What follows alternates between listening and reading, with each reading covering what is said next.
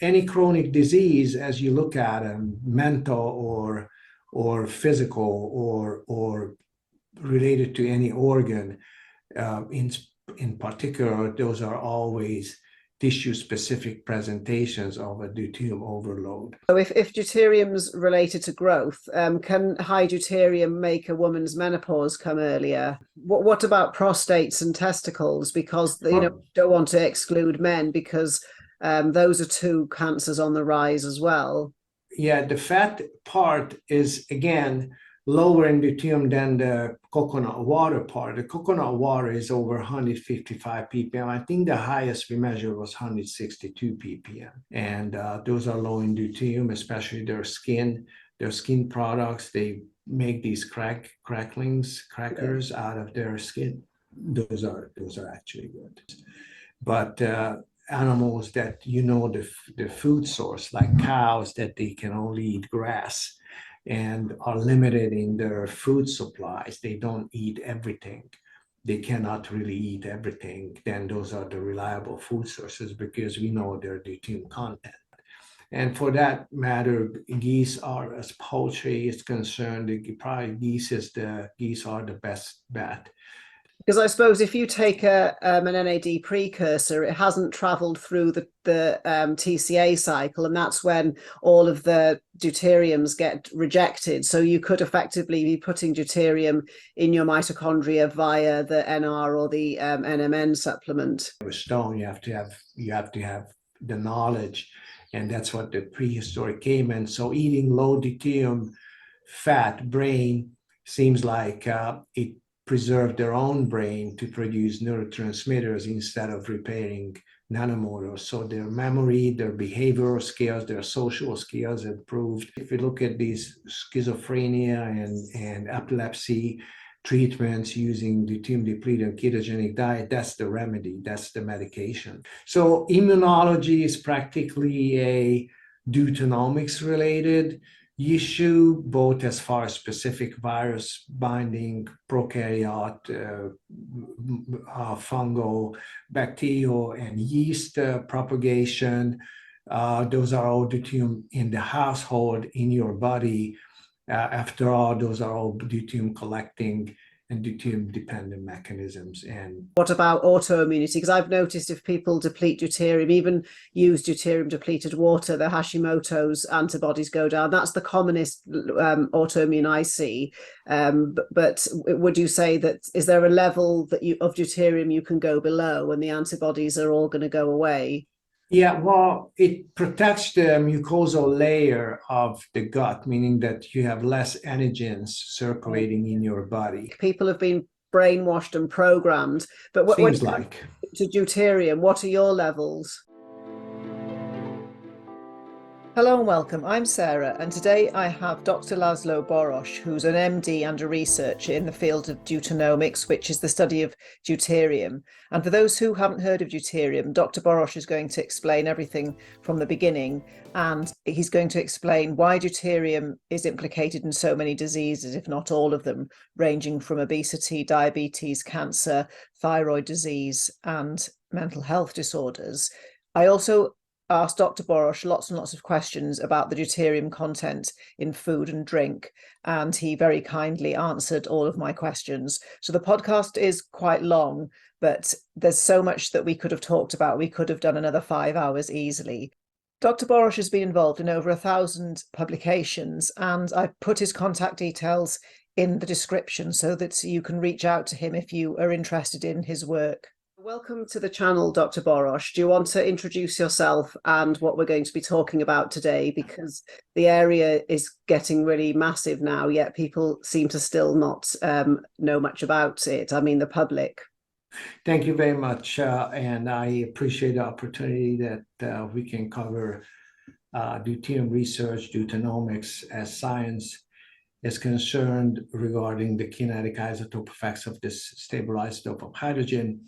And as you might have read it from previous podcasts and communications, that I'm a biochemist and a physician by training. I got my medical diploma in 1987 from the Medical School of Szeged, where Dr. Albert Szent-Györgyi received his Nobel Prize in 1937 for the TCA cycle or the Szent-Györgyi-Krebs cycle, some of the reactions he clarified there.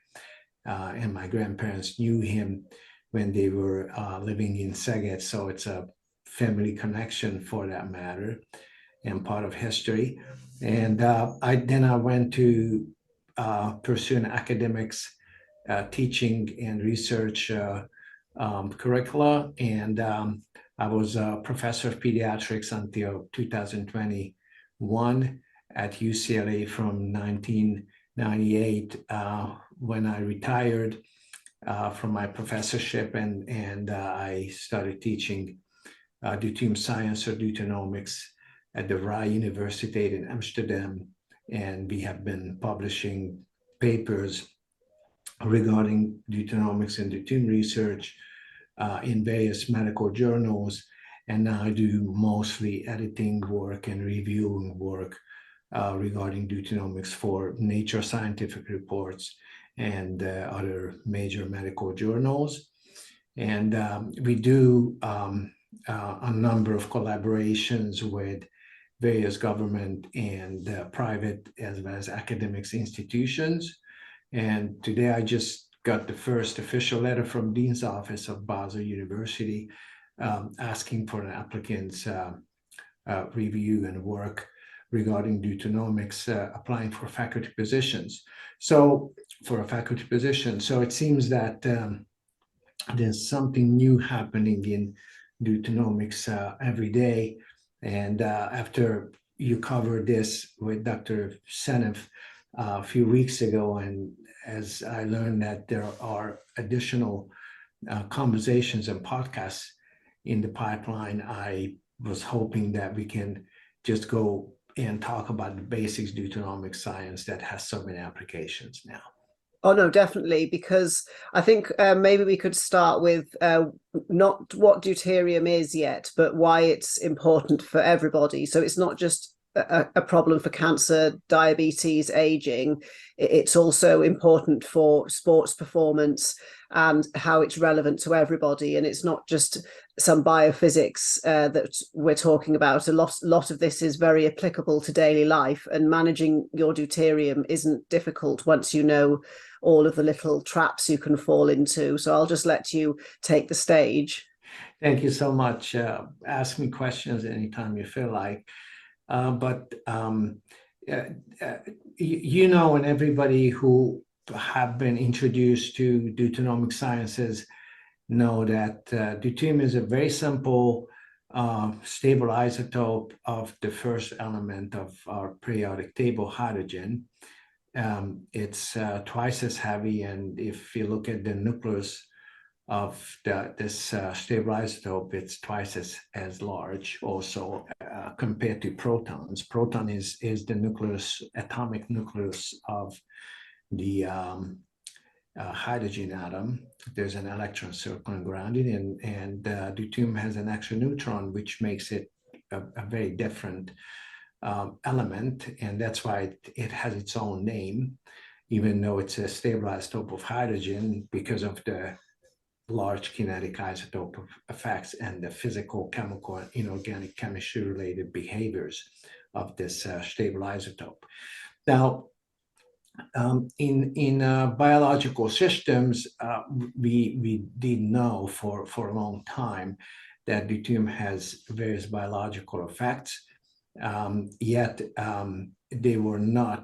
these effects were not considered critical for disease processes and water chemistry in our system. Yet in the last few years, as we look at more and more challenging situations for example, in the chronic epidemics of, like in the United States and elsewhere, diabetes, obesity, cancer, the metabolic syndrome, early dementia, and children's various attention deficit disorders, it seems that there have to be additional research applied in the stable isotope field just to find out which are in the environment and in food, especially processed food, and especially in GMO. After GMO applications, the deuterium content of food seemed to be increasing, and so seeing chronic disease processes pop up and general health deteriorating in the meantime. So we believed that, and it seems that we were right, that the stable isotope of hydrogen play a critical role in these processes. So now there are major efforts to clarify these effects, and now we are moving from academics to through teaching and even through politics based on addressing the chronic disease problems in the 2024 presidential election season in the United States. I'm not going to talk about too much about these details because I'm not a politician, but it seems that deuteronomics and deuterium in water and water quality becomes a prime issue in addressing the root causes of chronic disease processes. And I think explaining these are very critical and important for our healthcare providers or our insurance and also epidemiological scale studies to improve general health and cut costs at many, many different opportunities that arise from the chronic disease epidemics that is coming from everywhere nowadays. And we did collaborate with Dr. Stephanie Seneff about glyphosate exposures and biochemical effects of glyphosate in carrying oxygen and supplying tissues with oxygen and mitochondria. We have recently explored the connection between peroxisomal fatty acid beta oxidation, hydrogen peroxide production, and metabolic water production in mitochondria as a deuterium depleting scenario. And we also work with Dr. Roman Zuberev, who is at Karolinska Institute, and he studies the statics or the statical or the chemical bonding properties of deuterium in collagen, proline, and hydroxyproline, where it seems that deuterium has a role in strengthening tissues through collagen, especially bones, ligaments, and muscle structures or structural elements, and also where force is needed or acceleration is important during hunts and also escape mechanisms in biology. They all depend in connective tissues that are loaded with deuterium. So it seems that biochemical reactions and biochemistry is designed in many different ways to separate these two isotopes, hydrogen and deuterium, the first element of our periodic table. And it seems that the mitochondria and also cell organelles that have moving and working proteins, they have to work in a deuterium-free environment, while bone structures, collagen, proline, and hydroxyproline needs to be enriched to provide almost double or 3 times of the environmental deuterium concentrations to strengthen bodies and tissue parts for durability and flexibility in the meantime. So it seems that, so go ahead. Isn't there a lot of deuterium in the blood as well? Because of, if you put pressure on deuterium, it can create UV light. So again, it's a mechanism of communication from the outside into the mitochondria. So that's why we don't ever measure blood deuterium, because like you just said with collagen, it's meant to be there, and there's also a higher concentration in the blood as well. But I think what you were saying is it has a very specific location it's supposed to be in the body, and when it's gone in the organs or the mitochondria, we've got trouble, but it has a biological role in other tissues. It seems that blood or plasma and blood chemicals, their maximum level is about 155 parts per million. So it's the highest of, or very high of the, like compared to the other tissues, more, for example, mitochondria, but it's never higher, or we have never measured in the blood anything higher than there is in the environment, which is oceanic water, for example. The maximum deuterium concentration is about 155 parts per million. And if we look at saliva, breath of humans, there's a specific distribution of deuterium, but it's never increased above or higher than what you find in the oceans. That's why the collagen is so unique, in the sense that especially in animals that are exposed to very demanding physical and speed-related and friction-related physical forces, they develop deuterium-loaded collagen for bone strength and for durability.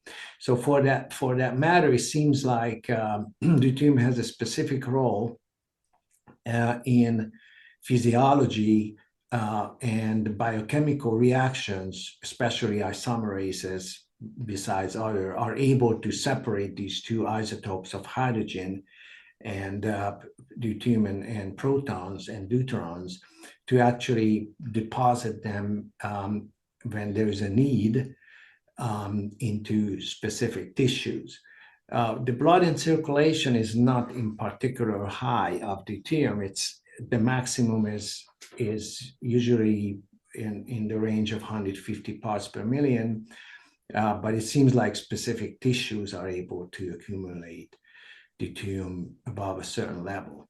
But I suppose to put it into context for people of what's high and low in terms of health, just I'll say it, if you've got deuterium of 130 ppms or less, the chances of disease or cancer or diabetes are pretty much impossible. So that gives something for people to aim at. Is what I've just said too much of a sweeping statement, or is it on the lines of that's something that people should aim for? And maybe also, how much deuterium is there in the mitochondrial matrix? Because the mitochondria get rid of deuterium via the TCA cycle, so they're obviously going to be highly, and they make deuterium-depleted water, just so that people can sort of in their heads think, okay, over 150 is high, and then what does low mean?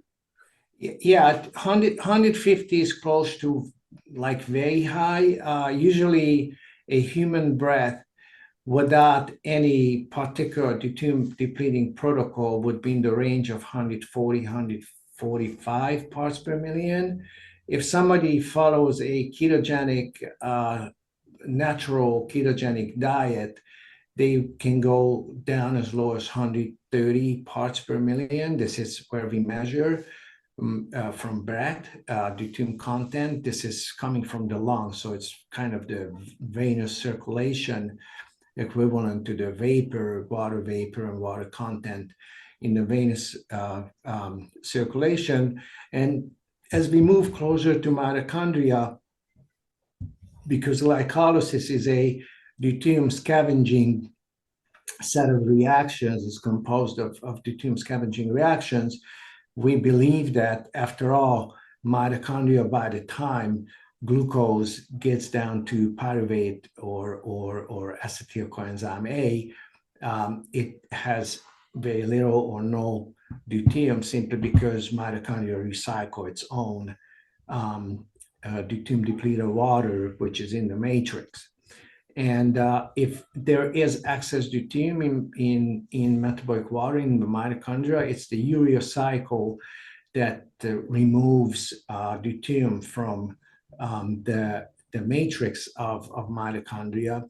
And it seems that it's a very critical process just to maintain the balance and to actually save mitochondrial matrix water from deuterium overloads. And obviously these are biological thresholds, so based on food, nutrition, and lifestyle, we can still overload deuterium in bacteria, because these are biological safety mechanisms. But if we overload their capacities, there are still mitochondrial diseases, and deuterium getting into the mitochondria, where actually these nanomotors are very sensitive to the effect of deuterium, these ATP synthase, these complex 5 proteins, and if they break down, then chronic diseases develop. And to address these chronic diseases, first we need to understand how the environmental water and food is able to regulate or affect the deuterium content of mitochondria or metabolic matrix water, because we look at now water as part of our environment, rivers, lakes, and rainwater and vapor, just to mention the basics. And this water compartment extends into living beings by food and biological oxidation, where the end process is practically to produce energy when oxygen and hydrogen, or oxygen and protons, are joining and make water in the mitochondrial matrix. This is practically the end process of biological oxidation, where ATP is produced in the meantime, but practically the main energy or the main heat or the main energy source in mitochondria is practically the oxygen-hydrogen reaction, with some around 280 kilojoule per mole energy, while ATP phosphate only contains, triphosphate is only able to release about between 20 to 30 kilojoule per mole. So it seems that understanding the environmental water and the food that is part of the environmental water source in the form of organic molecules, which we burn back into metabolic water in our mitochondria, obviously cow meat, fat, and plants, what we consume. I don't consume too much plants, but because I'm adhering to a ketogenic carnivore diet, but practically these are the lowest and the most reliable source of deuterium-depleted water.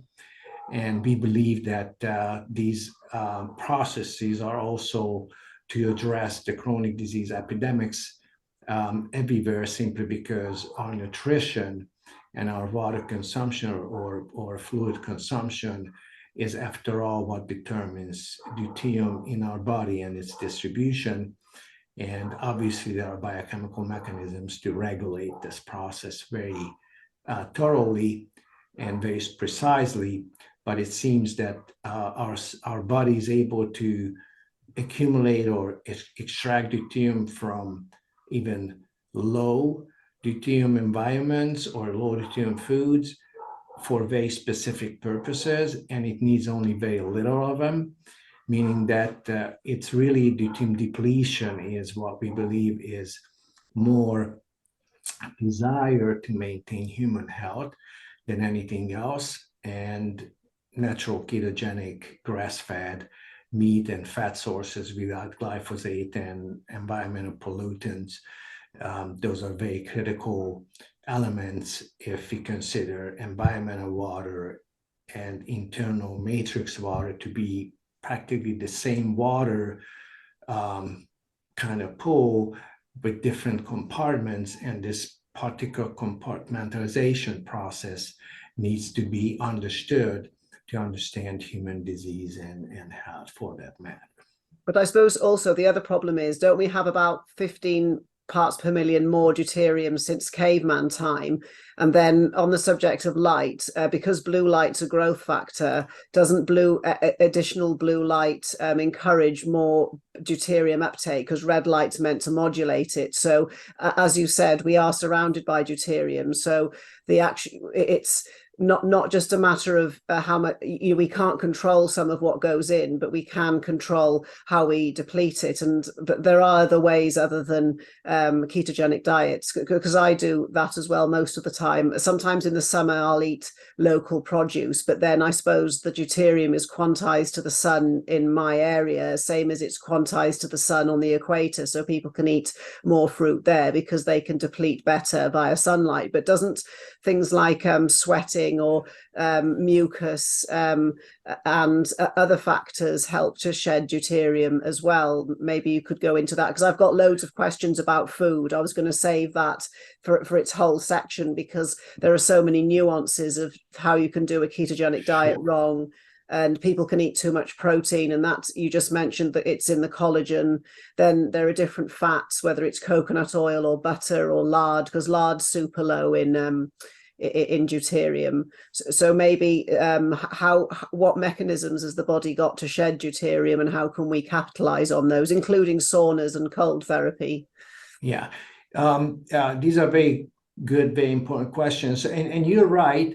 They did deuterium measurements from 15,000 years old oceanic vapor over the island of New Zealand, which is a narrow island, so it's covered mostly with oceanic vapor. So these explosions and these eruptions could capture some of that vapor, and it seemed that about 15,000 years in the time of cavemen, like late cavemen, deuterium content was about 15 to 20 ppm lower than these days in vapor, in oceanic vapor.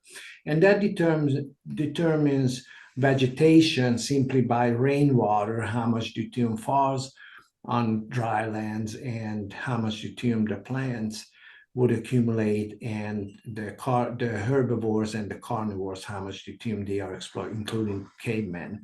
And it seems that you're right, about 15, 20 ppm lower, which is significant as far as our health is concerned. So it seems that we are adopted, and we have been living with lower deuterium exposures, meaning that if we want to maintain our adaptation through biological phenomena, then we have to understand how food and what kind of food has low deuterium, and of that food that we consume, what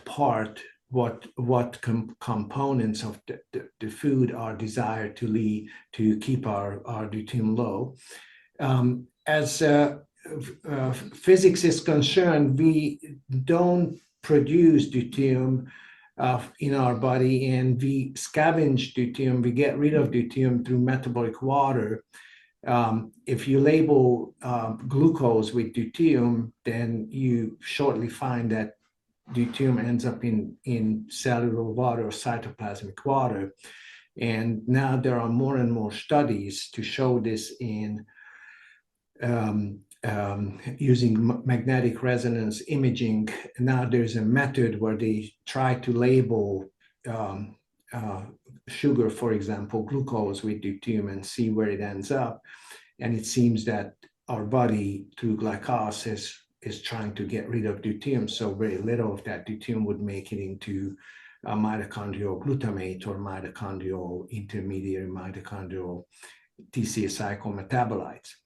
And if you look at food as far as their natural or their industrial source, there are going to be significant differences and changes. That Dr. Gabor Somjai just published a paper using pancreatic cancer remedies, therapies, and food deuterium content. Now there's original data reported in the medical literature where they report the food deuterium content in the context of therapeutic applications. So it seems that indeed protein supplements, because of collagen and because of hydrolyzed collagen products, which are from cows or large herbivores, because of their body weight, their cartilages and their proteins may contain larger or higher amounts or concentrations of deuterium, but their fat is always deuterium depleted because of the mitochondrial process that is involved in de novo fat or fatty acid synthesis, which is the citrate shuttle.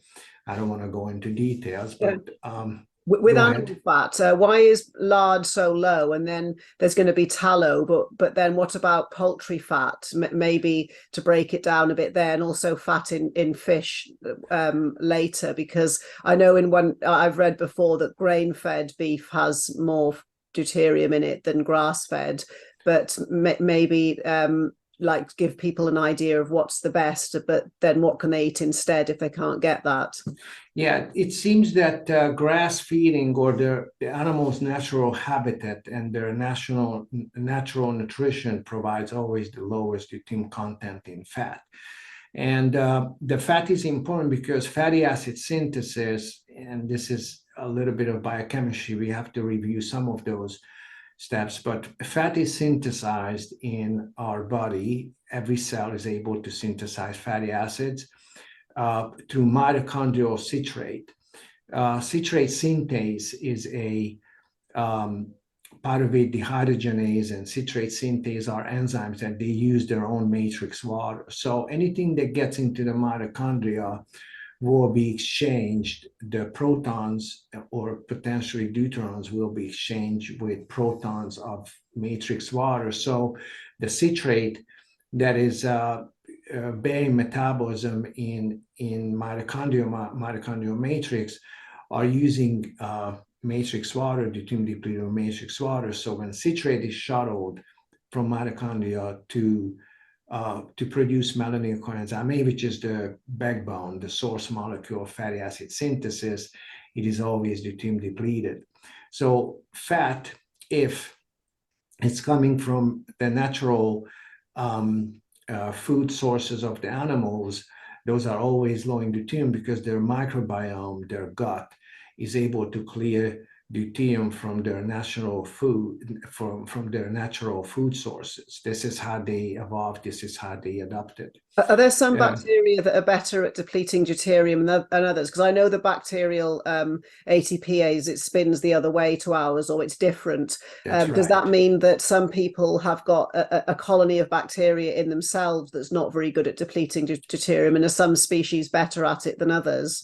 Yeah, that's after glyphosate exposure, because bacteria are, this is Dr. Seneff's topic, and she talked about this. If we kind of rearrange the microbiome by consuming food that has poisons that kill some of the bacteria or the yeast, germinating elements in our, because the basic role of microbiome is to regulate deuterium exposure in the body. That's one of the major roles of, for example, long distance runners, they develop a bacteria. It's a vermiella which produces propionic acid, which is a deuterium depleted short chain fatty acid from lactic acid. So they switch the Cori cycle for these are the marathon runners. You have to practice for it. So you have to produce enough lactate, keep these bacteria alive in your, or develop populations of these bacteria, and they will deplete deuterium for you to protect your nanomotors through those long distance runs.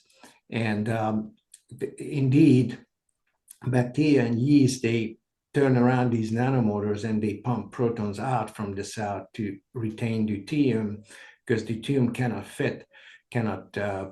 be passed by these nanomotors. And if that happens, then the bacteria grow faster, and there's more stool that we produce, and more deuterium depleted propionic and short chain fatty acid butyrate released by those bacteria and reabsorbed by our guts. So practically it's a give and take deuterium clearing and deuterium scavenging and deuterium controlling environment. And once we start feeding animals with grains, with high deuterium GMO corn products, Halloween candies, leftover Halloween candies, and so on, then those animals will not be able to clear deuterium through their many biological safety mechanisms, including the microbiome, glycolysis in blood, red blood cells, and glycolysis in cells.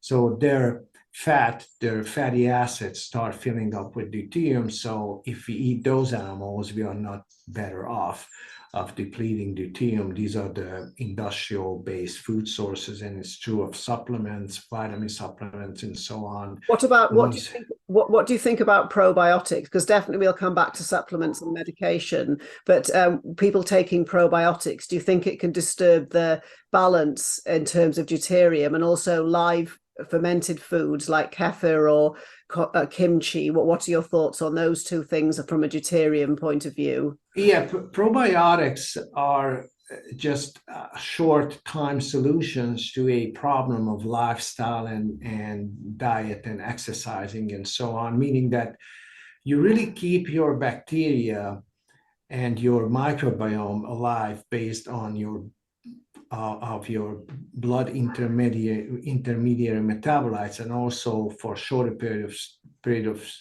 of time from food that you digest, that you consume and digest. So they could rearrange some of the bacterial components or composition of your or participants in your gut to perform various, because these are actually saprophytes. They actually, bacteria and yeast, they only metabolize a very narrow range of substrates. If you switch from different sugar types, those bacteria take a few hours to adjust to the new substrate environment. So bacteria are not going to bite a piece out of your hamburger. They just wait for simple intermediate metabolites that they don't have any other choice. And for metabolism, or as far as their growth processes, they are looking for deuterium to keep their DNA unstable. And that's why we call them prokaryotes, because they cannot really wrap up their DNA. It's so dispersed and so loaded with deuterium, so it's so irregular in shape and size. So for that matter, probiotics and all these supplements may or may not work based on what your nutritional and lifestyle adaptation to the type of activities and food, and what you perform in life in general, and how many processes there are needing deuterium-depleted metabolites, for example, propionic and butyrate, which are the safest source of protons that produce energy in our mitochondria. We actually did studies labeling glucose and fatty acids in using 13C labeled substrates. At UCLA, we have done hundreds of studies for industry and academics. And one surprising fact was that if you eat something and label it with 13C glucose, you don't find that glucose or fatty acids even in your portal vein, meaning that your bacteria, your epithelial cells of your gut, and the additional cellular elements, the capillary walls, and so on during the absorption, they all modify these substrates. And especially once they make it into the liver through the portal vein, that then there's a major remodeling of especially fatty acids for storage and mobilization, depending on the energy needs of the cell. But those molecules are very short-lived, what we eat, and they bear metabolism immediately in the microbiome and also in epithelial cells. And for that matter, it's a very interactive system. And you're right, it's very critical to understand this process of what is the ultimate goal of proper nutrition in as far as health is concerned, and especially in the industrial food supplement era, how we can still keep our microbiome, and not talking about agricultural pollutants and procedures and GMOs and so on. The question is how we can keep our bodies free of chronic disease processes by selecting food and finding food that has the lowest potential deuterium load, but enough to maintain a healthy microbiome, and to be able to supply our body and nanoodors with deuterium-depleted intermediary metabolites, which are actually produced by the microbiome and epithelial cells of our gut at different stages of the digestion and absorption processes. Doesn't the gut turn over deuterium quickly, like the skin, because it's a fast turnover tissue? So there's the gut lining will deplete its deuterium naturally, and then the bacteria and the yeast eat the deuterium. My main point was I used to like supplements, but I've gone off them, and I know somebody will ask, oh, can I just take probiotics to deplete the deuterium? So the answer would be no, you need to do it lifestyle methods. Because I think also you've mentioned butyric acid several times. So when it comes to fats, is grass-fed butter in the list? And I've also read in your paper that you've mentioned coconut oil. And also, didn't you do an experiment feeding chickens deuterium depleted water, and the yolks were super deuterium depleted? So maybe some different foods, or some more foods and fats that have got, you know, low deuterium. Or would you just say categorically all fat is good, or are there some fats better than others? Yeah, fat is better than the rest of the metabolome, in the sense that fat has the lowest deuterium in every metabolome, simply because that goes through mitochondrial metabolism, de novo fatty acid synthesis. And in fact, indeed, the endothelial epithelial cell layers are always very high turnover, simply because those are at environmental barriers, and those are also very significant ways and sources of deuterium disposal, especially if we eat food that is high in deuterium, because of those cells are to scavenge with the microbiome deuterium. And for that matter, it's more of an orchestra of mechanisms, high turnover, decay of those cells, that bacteria can further digest and collect deuterium for their own growth. And this is what makes stool. That's why it's so important to look at the composition of stool, and to actually watch, based on our dietary habits and dieting, what kind of deuterium load we have, simply because that would be accessible, and that would be easy to estimate through how much stool we produce, how fast our nails are growing, how fast our hair is growing, and some other biological processes.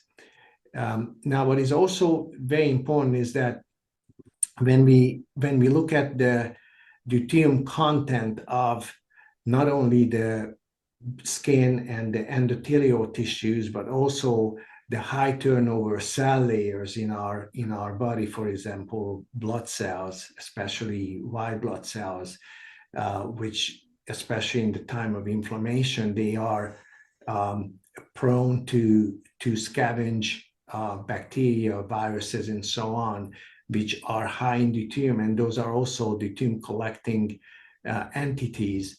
And when it comes to inflammation and immunology, that's how we learn that deuterium has a basic role in all these processes. And we did publish a few papers just to talk about these in particular, just to see how we can fit this into the kind of a whole picture, just as you reflected, and what you were describing with these different supplement type of approaches that those are really not safe because we don't know the source of them. If you want to supplement, the best way is to use some kind of a microbiome or biome preparation, because those bacteria either die or they actually perform the functions that they do the best, is collecting deuterium in our system. And it's part of the regulatory processes. And I did the same. I don't consume bacterial products, and I don't consume supplements either. I just eat a balanced interiors, meat, fat of grass-fed animals once a day. Do you eat eggs? And what about cheese? I do eat eggs, and when we treated chicken with deuterium-depleted water, the change in the egg composition was instant, meaning that in a few days, these animals produced yolk, which is the fat part with a lot lower deuterium content. And so they do, as far as producing the egg white, the amino acids, there was a difference in dynamics of deuterium depletion. The yolk was going faster, was depleted faster. And interestingly, it was a biochemical process, because the solvent water that we measured in eggs, the water phase, was very similar in both the white and it was identical in the white and the yolk. So that indicates that, in fact, as we consume deuterium depleted water, so the deuterium content of water will determine our tissue deuterium levels.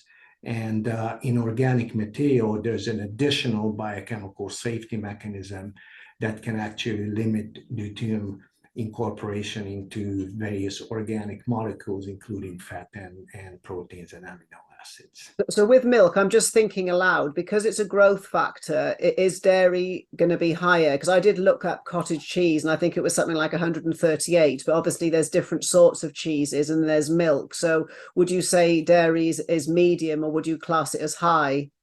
Meat fat is low. Butter is, ghee is one of the lowest in 112 ppm, I think what we measured.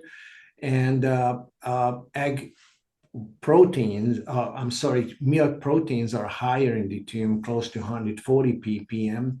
And it's only the fat part of milk that is low in deuterium. And this is what we believe is so important for the babies, to have a normal or low deuterium content in their fat in the acetate or acetyl coenzyme A pool that they generate. But in the meantime, they also have a amino acid pool from milk proteins and from cottage cheese, for example. Not the babies, but older babies and adults, when they consume them, to allocate those higher deuterium content milk products. If they consume milk or milk products, I don't. I only consume very hard cheese, occasionally with 60-70% fat content. Is that something like manchego, that kind of cheese? That kind of cheese, and also butter. Butter is gold. Butter is over 90% milk fat, and it's low in deuterium if the cow, again, was raised under their natural conditions and habitats, and food sources were provided, meaning that they were grass-fed animals. We did publish a study in metabolomics describing how sick those cows are that are not grass-fed. If the grain-fed cows are just very sick, very ill when you look at their biochemical patterns and biochemical kind of landscape. Yeah, those are actually sick animals. What about fatty vegetables? So olive oil, do you ever consume that? Because I think in your mountaineering paper, you mentioned, because I asked you questions privately about oils and coconut oil, so maybe things like olives, avocados, and coconuts next. Do you consume any of those, and MCT oils as well?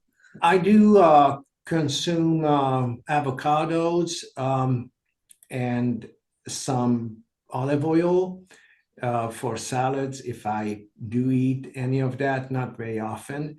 And those are in the 115, 122 ppm range. And plants are also, especially seeds and oily seeds like walnuts and so on. They have a lot of fats, and they are in the range of 120 ppm. I don't consume plants simply because of the toxins they contain. It's not their fat that is bad. It's practically all the toxins that they try to protect themselves that cause leaky gut syndromes with the and lectin. autoimmune with the lectin and so on. What about macadamia nuts? Because they don't have a coat on them, and they're like super high in fats. Because some people do people eat all sorts of things, but I think not everybody would do a carnivore diet. But there's always pescatarian. I'll get into fish and seafood in a minute. But then, would you say a macadamia nut and macadamia? Yeah, those are actually a good deuterium-depleted food source, meaning that if somebody's following a vegetarian lifestyle and diet, those are always a good bet to deplete and lower deuterium. And in fact, that's part of also the animal nutrition. And the herbivores, they also deplete deuterium by selecting and glazing at various seasonal plant products and what they can get from their plants. And they are able to, by smell, they are able to find out the deuterium content of plants. We could do that too. Humans are able to sense the deuterium content of water, for example, because the sensory nerve's action potential is responding to the deuterium content of food and water. There are several studies on that, but we somehow forgot how to actually use this for our own nutritional choices. Is that why people still drink coconut water? Because isn't coconut water about 155, and even the animals won't drink it yet? People buy it and drink it in the UK, which is even worse because it's away from the equator. But the coconut fat, coconut oil and MCTs, they are again low deuterium. And if people want to consume those instead of ghee, they can. Yeah, the fat part is, again, lower in deuterium than the coconut water part. The coconut water is over 155 ppm. I think the highest we measured was 162 ppm. And that's probably how far, and probably the highest that nature can produce as far as liquids are concerned. And for that matter, coconut water is probably one of the least kind of healthy choices when it comes to fluid replenishing fluids. I don't know what else is in there, but for the deuterium content, it's definitely something that I would not consider drinking. And I do know there are a lot of coconut water products, and they also use them for various like food preparation procedures, especially in the industry. And so that they have these pops in them sometimes, but those are not the best choice for deuterium depleting lifestyles and for deuterium depletion.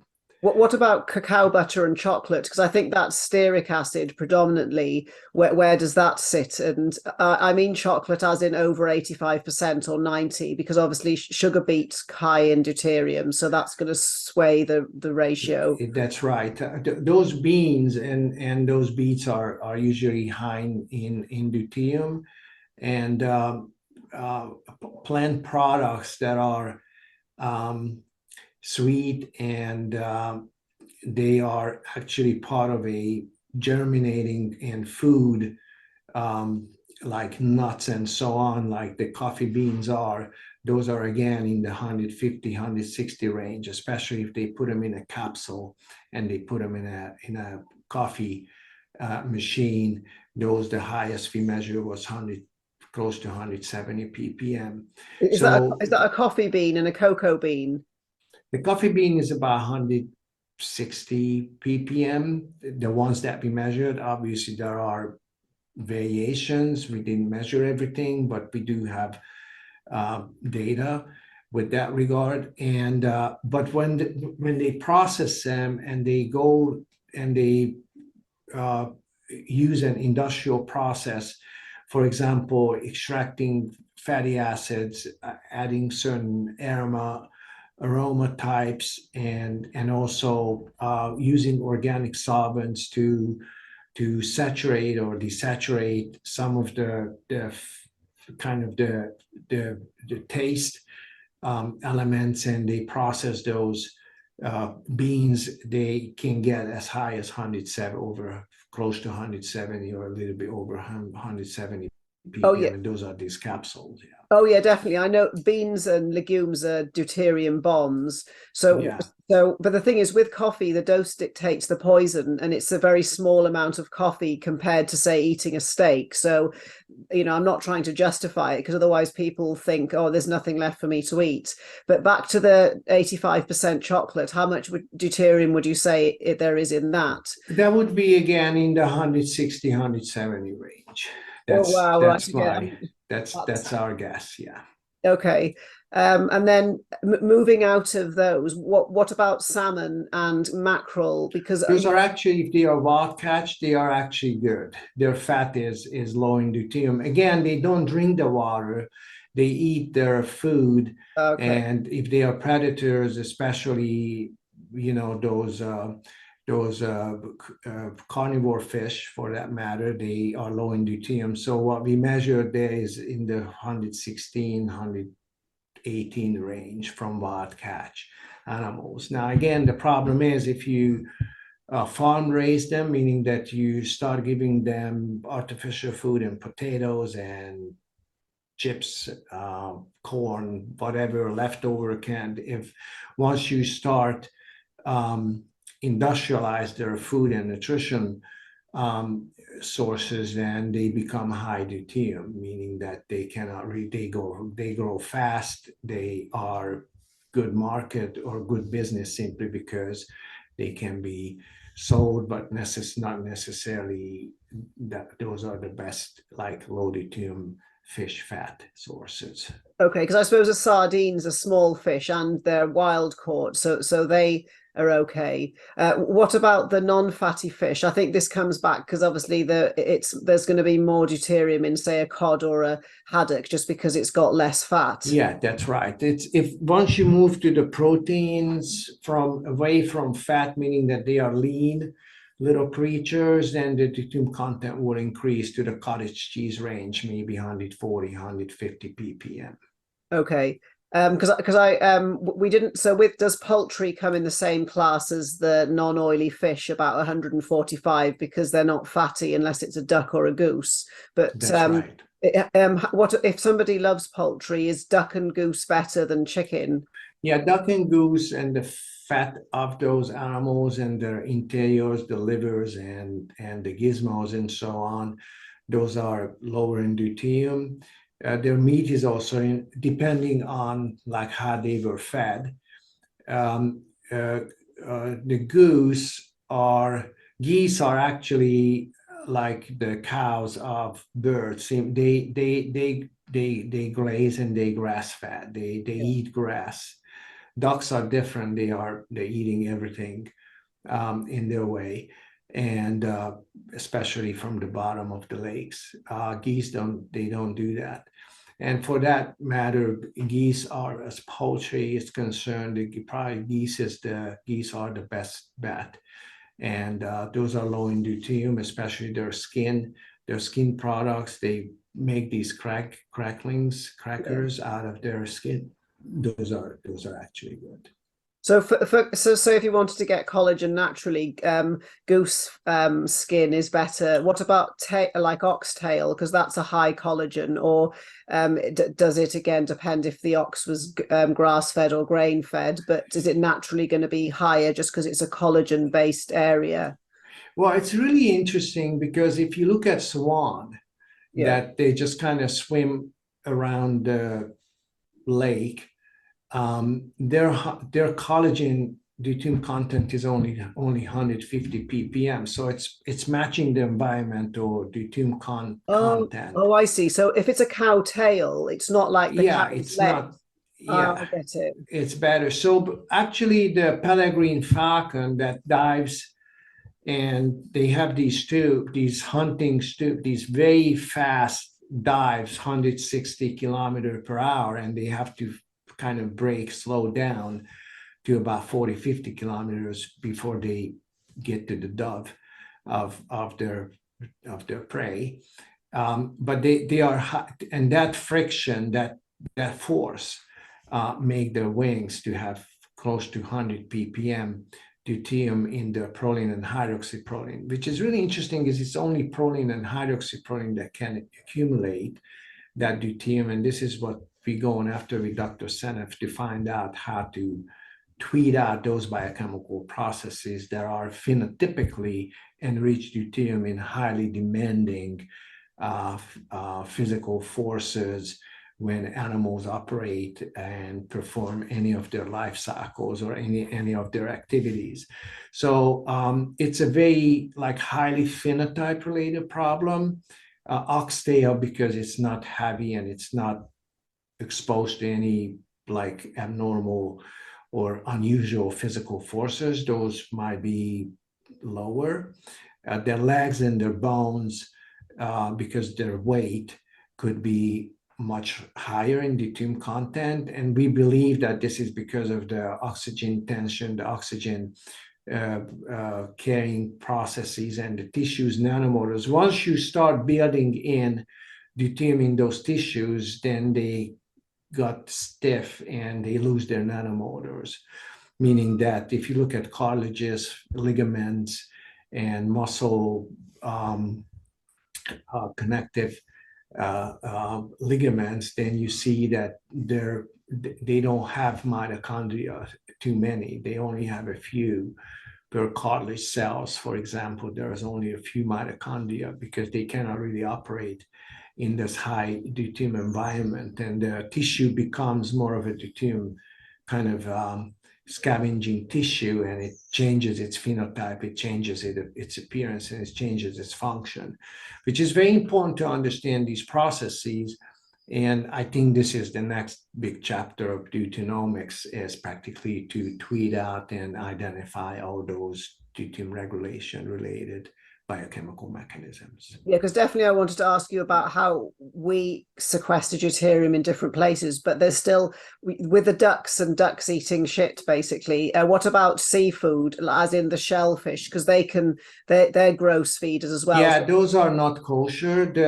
It's interesting because the Torah seems to have a very clear vision of kosher food and deuterium content. It seems like they go hand in hand. Mm-hmm. Meaning that any bottom feeder, any soft body, shelled products or living forms are not edible by humans. But animals that the food source, like cows, that they can only eat grass and are limited in their food supplies, they don't eat everything. They cannot really eat everything, then those are the reliable food sources because we know their deuterium content. So that would be like lamb as well, and venison. And so a bigger animal, will that have more deuterium, did you say, because of its weight? Because so of their size, yeah. But the thing is, if a lamb's young versus the sheep, does it have more or less deuterium? It depends on what altitude, what photon exposure, what hillside, what kind of demands they are, how easy they find food, how far they have to walk. It depends on many factors, but in general, bigger, larger animals, in their tissues, in their cartilages, they tend to have more deuterium than smaller size animals like sheep and goats and donkeys, for that matter. So it's interesting that ancient societies might have known this, and they adopted to a diet which we know is a kosher diet, just to look at scriptures, but there are many others but I suppose, that fulfill the same goal.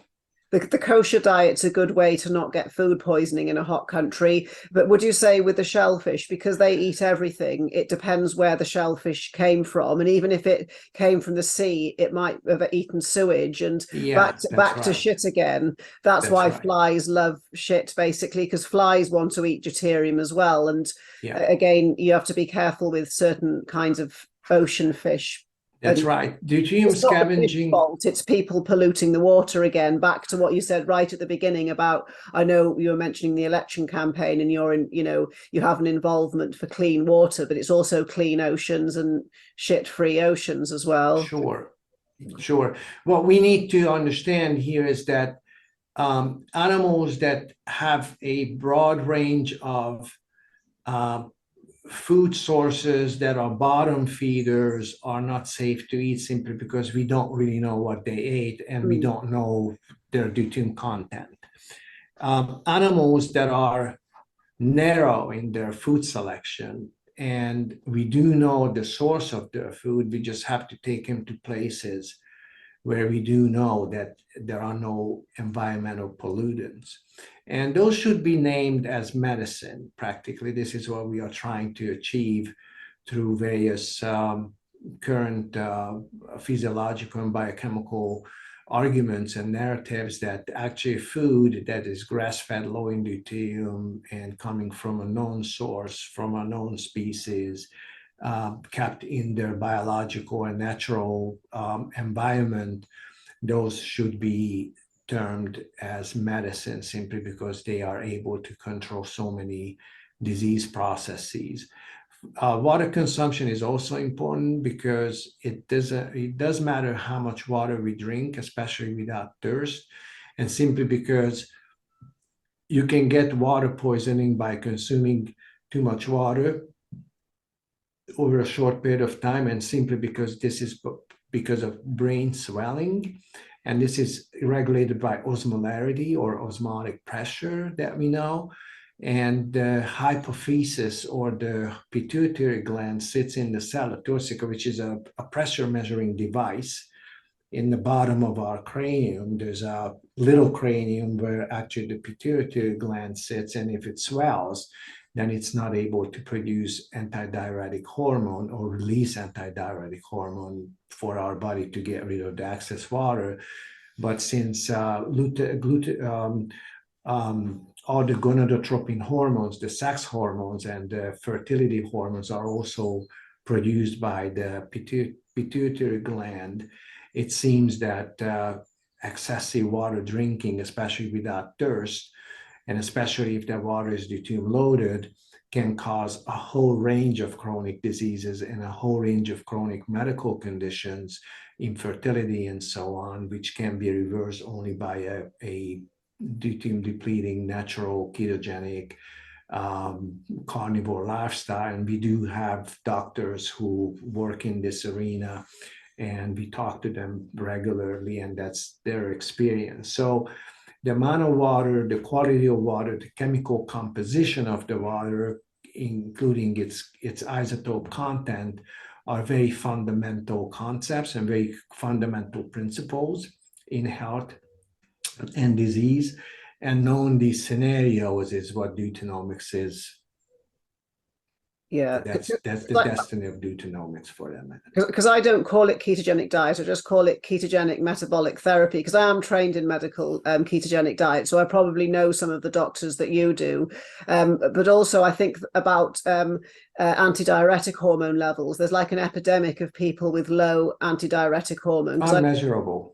I know yours is high because you just drink one coffee a day in the morning and that's it. So, but also the other factor is we are like a camel in lots of ways. It's just not as good, and we can make our own water. And I think in previous podcasts, you've said if you continue to just flood yourself with water, you inhibit your own mitochondrial water production, and we need that for our exclusion zone and deuterium depletion as well. So when you say too much, what would you class too much as? Or are you just saying people drinking for the sake of it because some idiot has told them they need to carry water everywhere? Yeah, it's an economical scenario for that matter. If you want to sell water, you have to scare people so they keep drinking for no reason.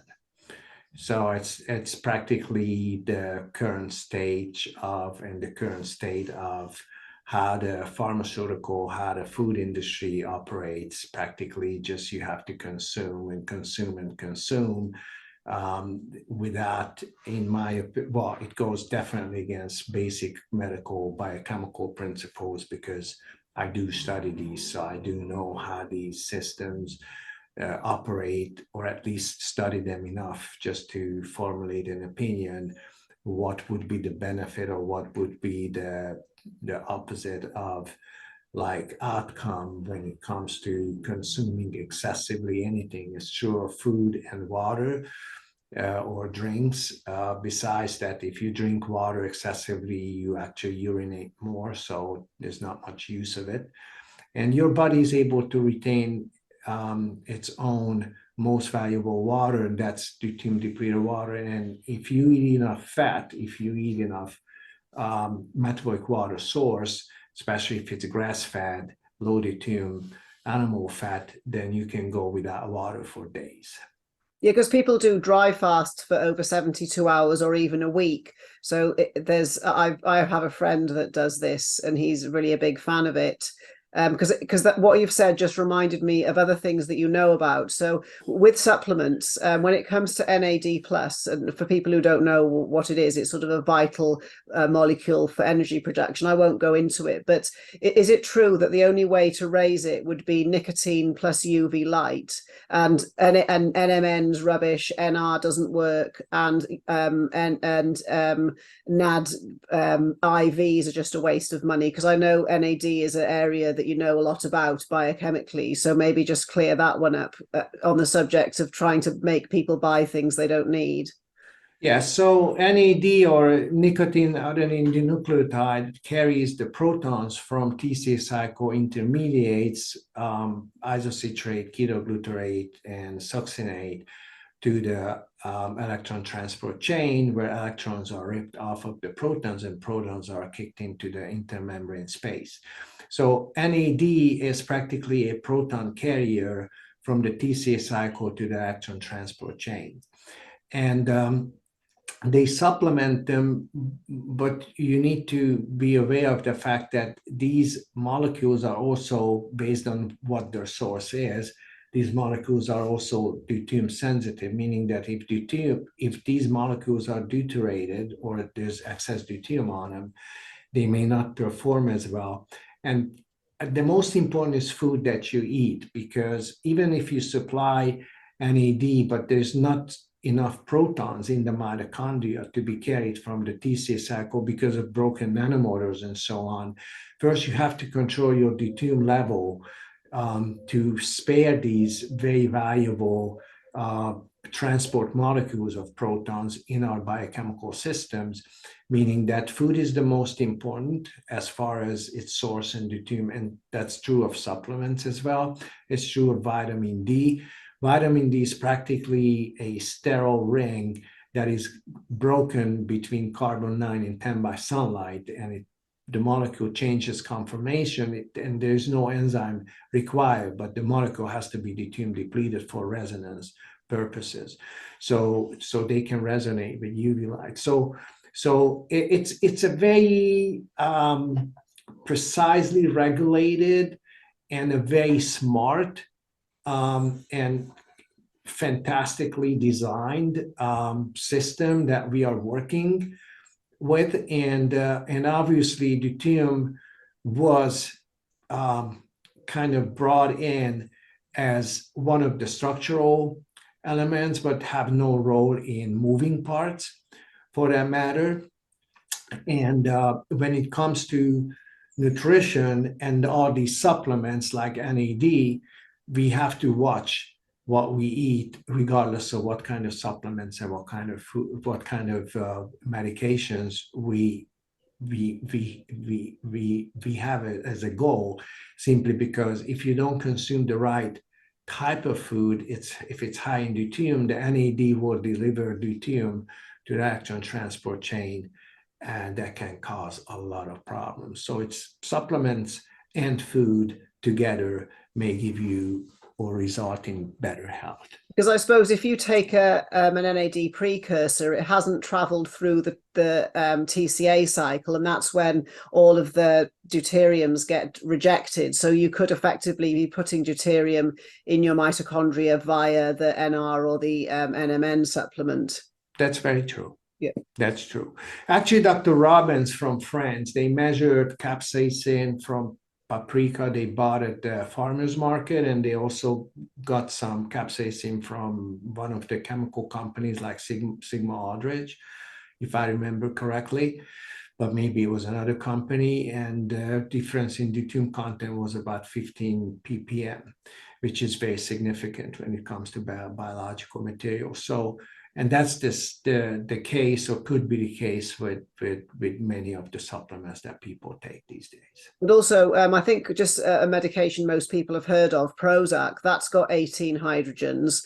And again, if they're not fractioning the hydrogens with the deuterium in the production, you're going to have deuterium in medication. And I know the dose is quite small for that, but something like metformin, that's a big dose. I can't remember the structure off the top of my head, but I know there are hydrogens in there. So, and some people take a gram of that.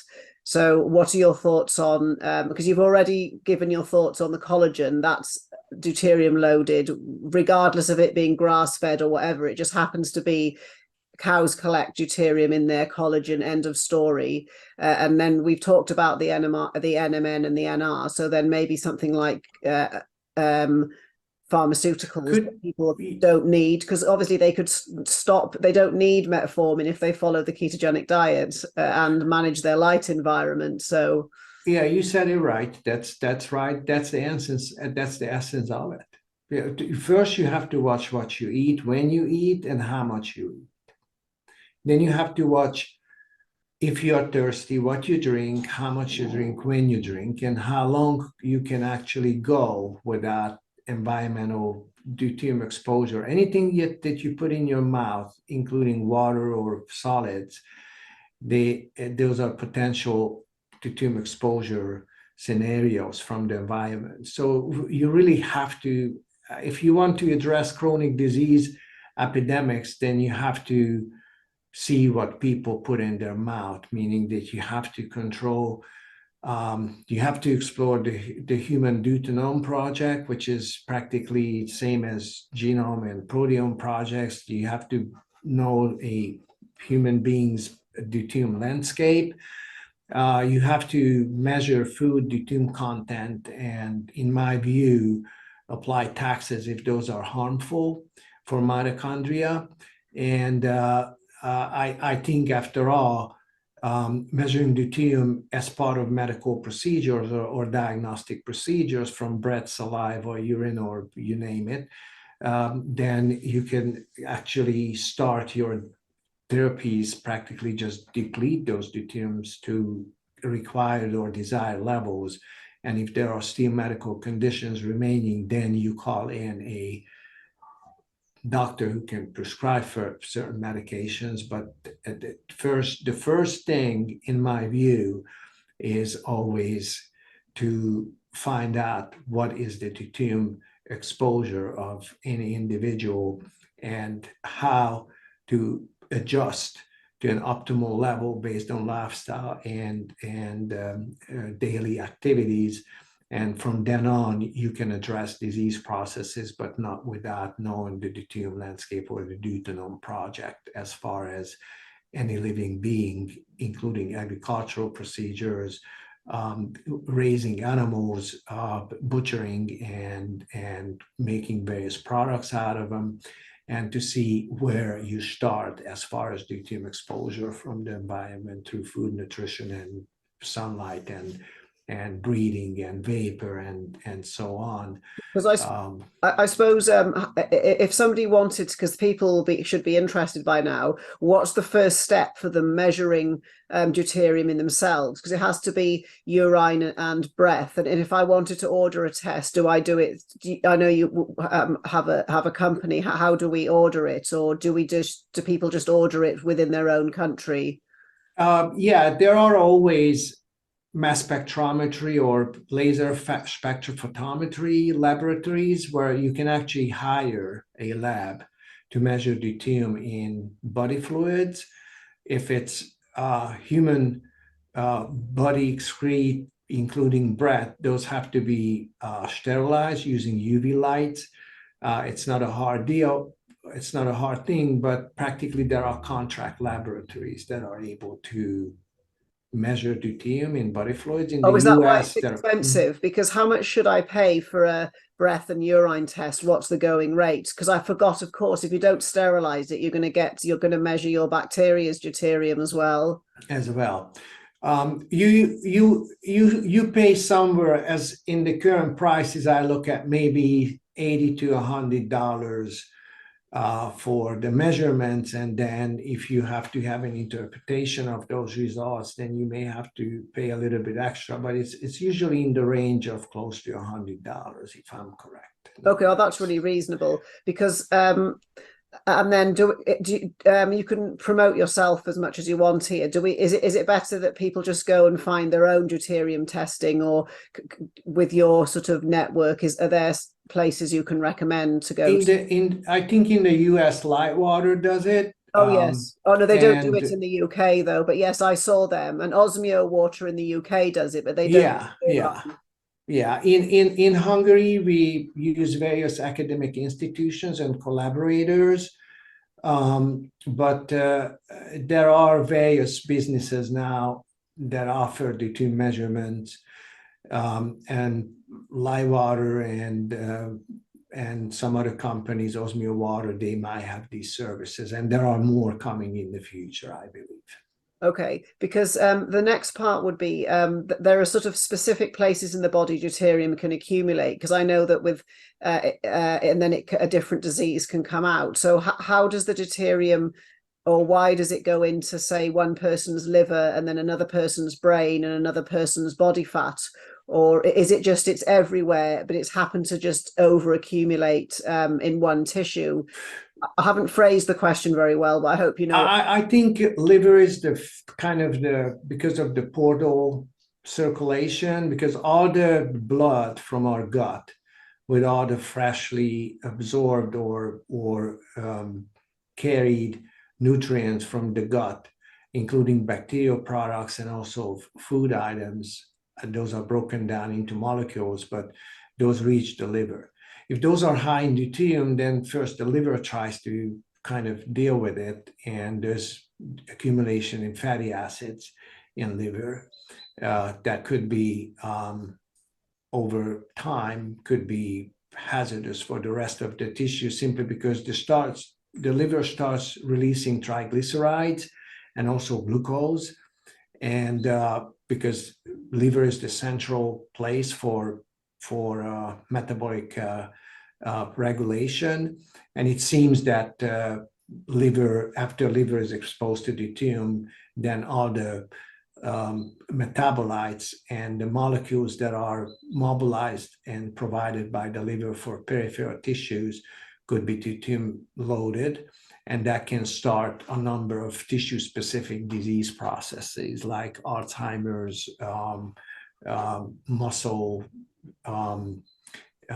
damage, type 2 diabetes, less ability of the muscles to oxidize fatty acids and glucose, weakness, fatigue, and eventually structural damage to various organs based on cell death and mitochondrial damage.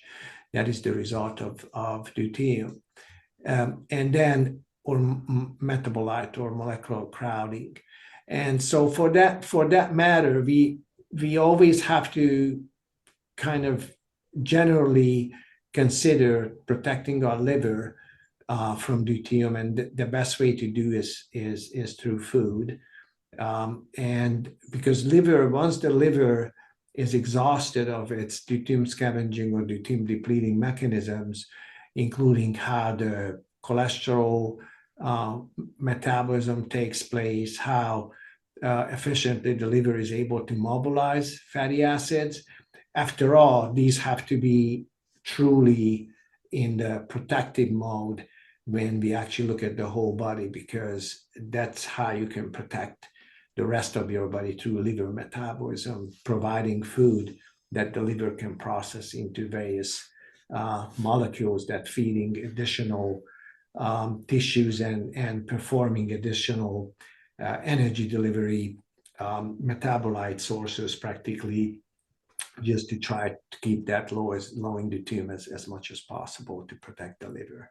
What about for reproduction and fertility? Because it's different here, because if you've got deuterated cholesterol, you're going to have deuterated pregnenolone. So does it work by the deuterated cholesterol can be turned a little bit into pregnenolone, or is it completely inactive?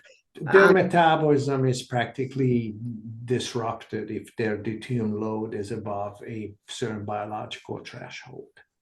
And you're right, it's very important as far as fertility is concerned to control deuterium, especially in male animals. It seems that the mating fights and the mating dances are for the female to measure or kind of visually assess the male's deuterium content because of the speed and because of the strength of the male animals. The females are easy because they lock their chromosomes in their ovaries when we talk about humans after 3 months in intrauterine life. So their deuterium content does not change regardless of what they eat. But the males, because they continuously produce sperm, they have to be in a deuterium-depleted ketogenic state, and this is what mating fights are designed for, and also the mating dances. So it seems that nature figured this out already. We just don't pay enough attention to these mechanisms to, for example, preserve humanity and sufficient fertility, and those are also deuterium-related problems. But also, if deuterium's related to growth, can high deuterium make a woman's menopause come earlier? Deuterium, if it's in their food, their estrogen cycles, their sex hormone synthesis and modification of those side chains of the cholesterol ring would be different. And for that matter, they become early menopause, infertile, and so on, simply because of deuterium overload in the sterol ring. That is the source of all these hormones, steroid hormones, regulating fertility. And you're right. That's one of the primary goals to achieve, is practically to keep deuterium low for the sake of hormones that regulate female fertility and male fertility, for that matter. But also, aren't the ovaries one of the places where there's one of the most dense mitochondrial population as well? So if you've got deuterium in the ovary as well, it's going to mess up not just the cholesterol and the hormones, but also the actual function of the ovary itself. Because as much as we understand, is the graft follicles, the follicles that the eggs are developing and the eggs are maturing are sequestrated from nutrition or from nutrients, simply because those chromosomes 23 of them are haploid, and they are locked in at the time of gestation, 3 months. Now, the ovaries are very high in deuterium because of their blood flow and because of the tubal activities and because of the secretions that they have to produce during the cycles, and these happen in a cyclic fashion, cyclic manner.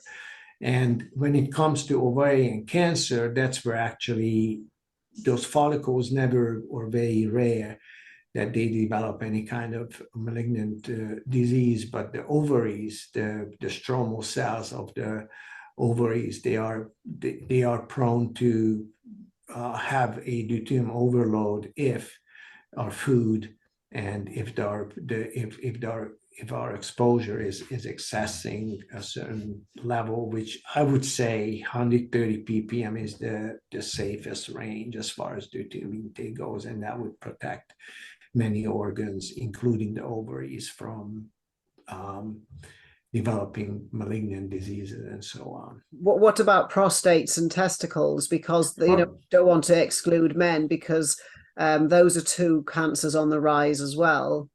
Well, all cancers are on the rise.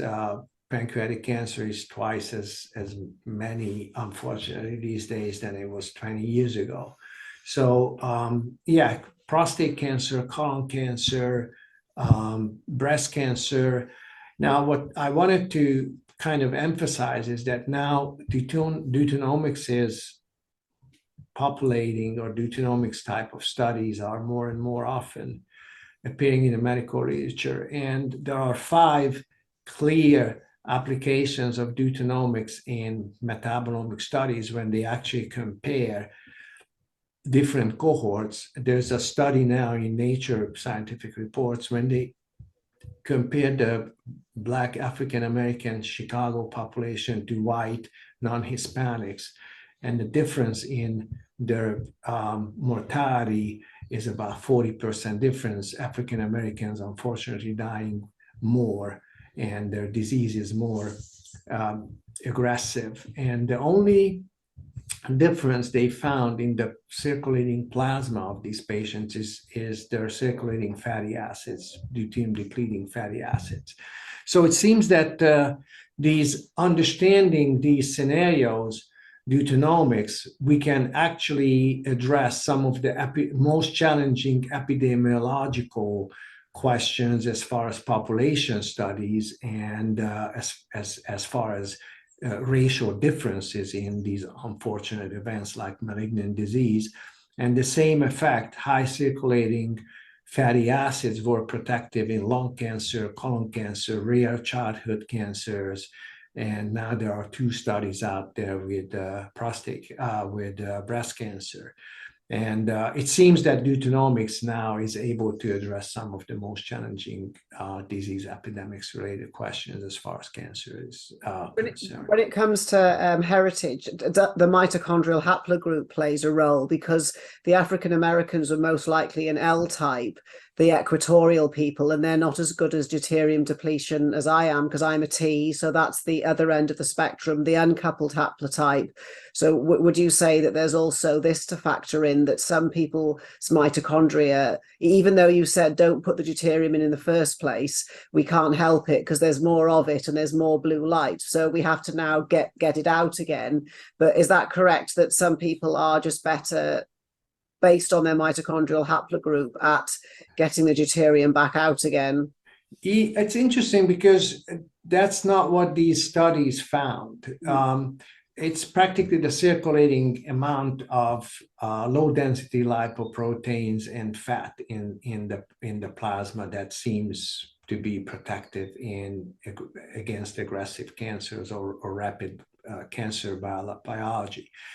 Do you carry on about the LDL? Because people think, because you just mentioned that was high. Low density, yeah. Mm-hmm. And I made another video about how cholesterol isn't dangerous. So maybe if you... It's not. Otherwise, it'll get forgotten. So maybe from a deuterium and your expertise perspective, to talk about LDL, because in case it gets glossed over, and the fatty acids as well.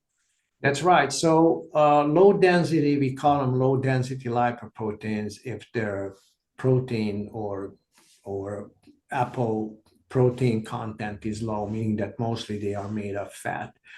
And the first round of fat metabolism includes a lot of these low density lipoproteins before reprocessing by various tissues. And those are I would say, the most efficient ways of providing long chain saturated. If somebody's on an animal diet and it's a natural animal diet, then it's like white non-Hispanic Chicago populations, women, they have resources to buy good steaks, T-bone steaks, and so on for dinner. So it seems that, and that shows up in their blood as far as fat content, and it's low densities. And cholesterol, which is part of the low density population, is also very important. It's not bad at all. It's actually, we need cholesterol. It's so valuable of a molecule that our body is trying to recycle it through the enterohepatic reuptake, so the circulation. So it's practically one of the most valuable molecules. It's a 27 carbon molecule that has to be preserved and cannot be oxidized in our body. So we are trying to save as much as possible for membrane related processes, for triglycerides and low densities of the heavy type to be delivered to tissues for hormone precursors and so on. So those are extremely valuable molecules, and those are extremely useful molecules to control deuterium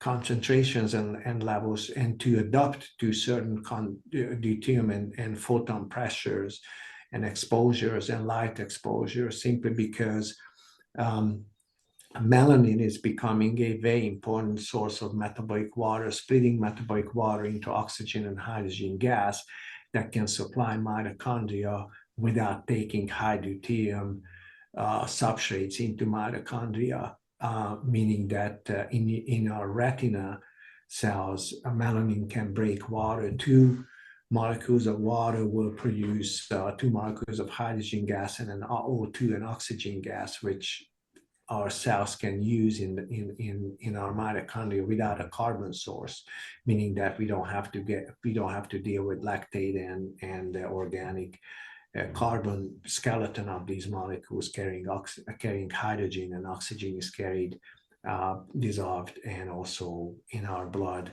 about 3 milliliter per liter, and also in our red blood cells using the hemoglobin. So practically all these in African American population should be put in context of light exposure and breaking water and supplying mitochondria with oxygen and hydrogen in the gas form. And these are especially hydrogen, low molecular weight gas. It penetrates through cell membranes and lipid bilayers very easily. Oxygen does too, but less vehemently.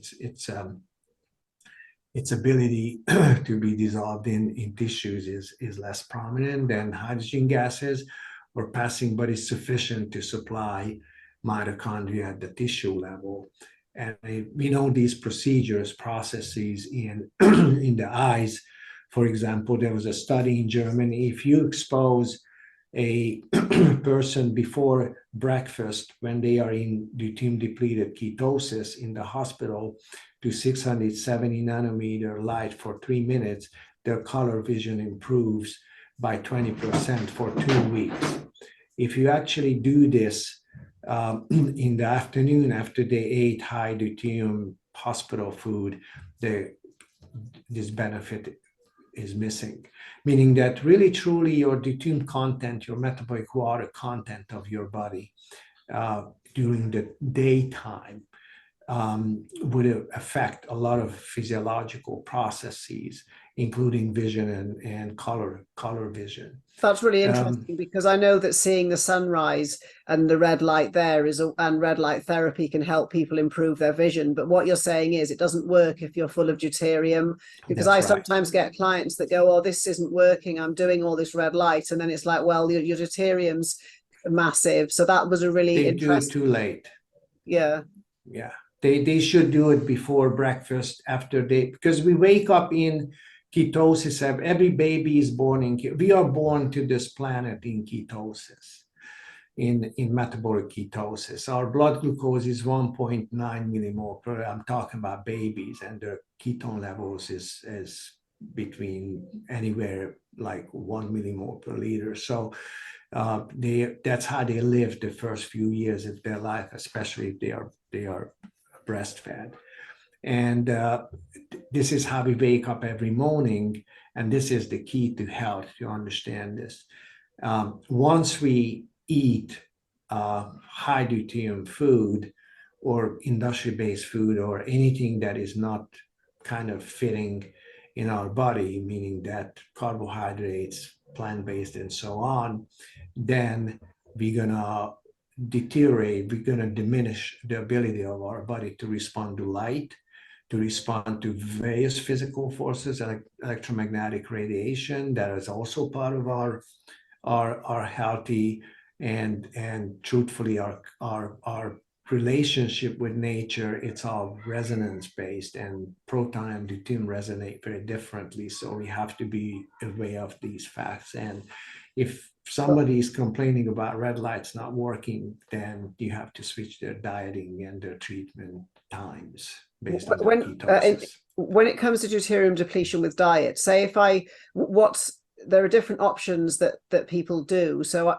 if I wanted to do a water fast but just use deuterium depleted water, is that quicker than doing a 1 to 4, a 4-to-1 ketogenic diet that's mainly fat? So it's just, are there different protocols? Because you've mentioned many times, don't have too much of anything. So is not having any food at all and only deuterium depleted water, as in 85 or below ppm, is that quicker? Yeah, well, again, I don't recommend drinking without thirst. Because of the brain swelling, because of the osmosis. These are physical processes. It's so expensive, deuterium depleted water. It puts people off drinking it. But I wouldn't say if I wanted to do that, I would just drink a sensible amount. I've got a drink here, but I haven't really had that much today. But I was asking, is it quicker to do it with a water fast, as long as you don't just drink all day long? Yeah. If you drink as much as listen, if you're thirsty and your thirst is not gone in 5 minutes, that means, or 10 minutes, that means your antidiuretic hormone is not able to salvage more water to the kidney tubules, then you have to drink water. I'm not saying don't drink water when you're thirsty. I'm saying that you need to drink as much as necessary to cure your thirst. And in that case, that should be deuterium depleted water. There is a Jewish holiday when they don't drink even water. Yom Kippur. Yom Kippur is coming up soon. Yeah, I think it's the Yom Kippur. And I have many Jewish friends. I'm not Jewish myself, but I have many friends who I work with on these scenarios. And in fact, if you drink deuterium depleted water for that cost and you eat, I'm just giving examples, it's not a recommendation. I eat once a day, usually in the evening, and that's a good carnivore dinner, steak or interiors or liver or whatever I have for dinner. And then I drink only if it's necessary. We just took a tour in the Carpathian Mountain up to 2,000 meters, and my friends were asking me if I have water, and I told them no, I don't.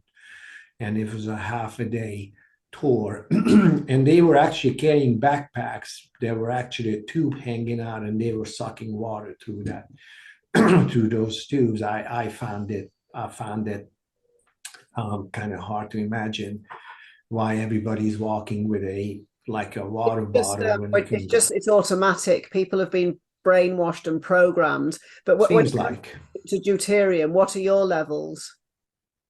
If we measure my deuterium, it's in the low 130 range. It's usually close to 130 ppm. Okay, and that's so you're very much in my breath. And basically you fast all day and you just eat a carnivore meal. Do you happen to know off the top of your head about how many grams of protein or fat would be? Is it like I think if people do carnivore and don't count the macros, it ends up as a 1-to-1 fat to protein. As I was asking if I wanted to do a 2-to-1 or a 4-to-1, because you said there's more fat. It's a good question, and I just kind of look at the meat. If it has enough fat in it, you can see this with this little ribeye. The ribeyes or T-bones or New York strips.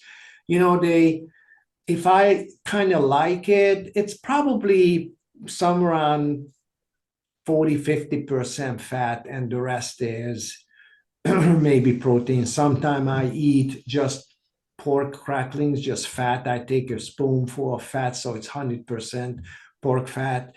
if I'm thirsty, and not too thirsty, meaning that I don't have to drink water. I just usually eat fat. I have a friend, their son is 15 and a half years old.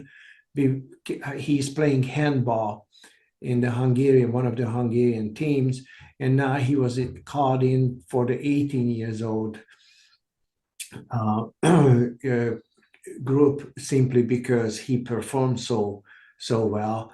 And it seems like anything you do, if you can kind of learn and adopt to this kind of, you can tell by eyes or you can tell by taste. Sometimes I eat raw meat when I open the lamb that we eat, or when I open the little sheep for cutting them up. I always taste their meat, how it tastes, because by the taste you can tell how that animal was kept.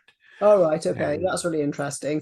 Back to the bacon and the pig and the lard. Would you say pork belly is better than bacon just because there's more fat? And I think pork meat is quite high in deuterium versus, say, a lamb. Safe fat. Yeah, it's again, you're right.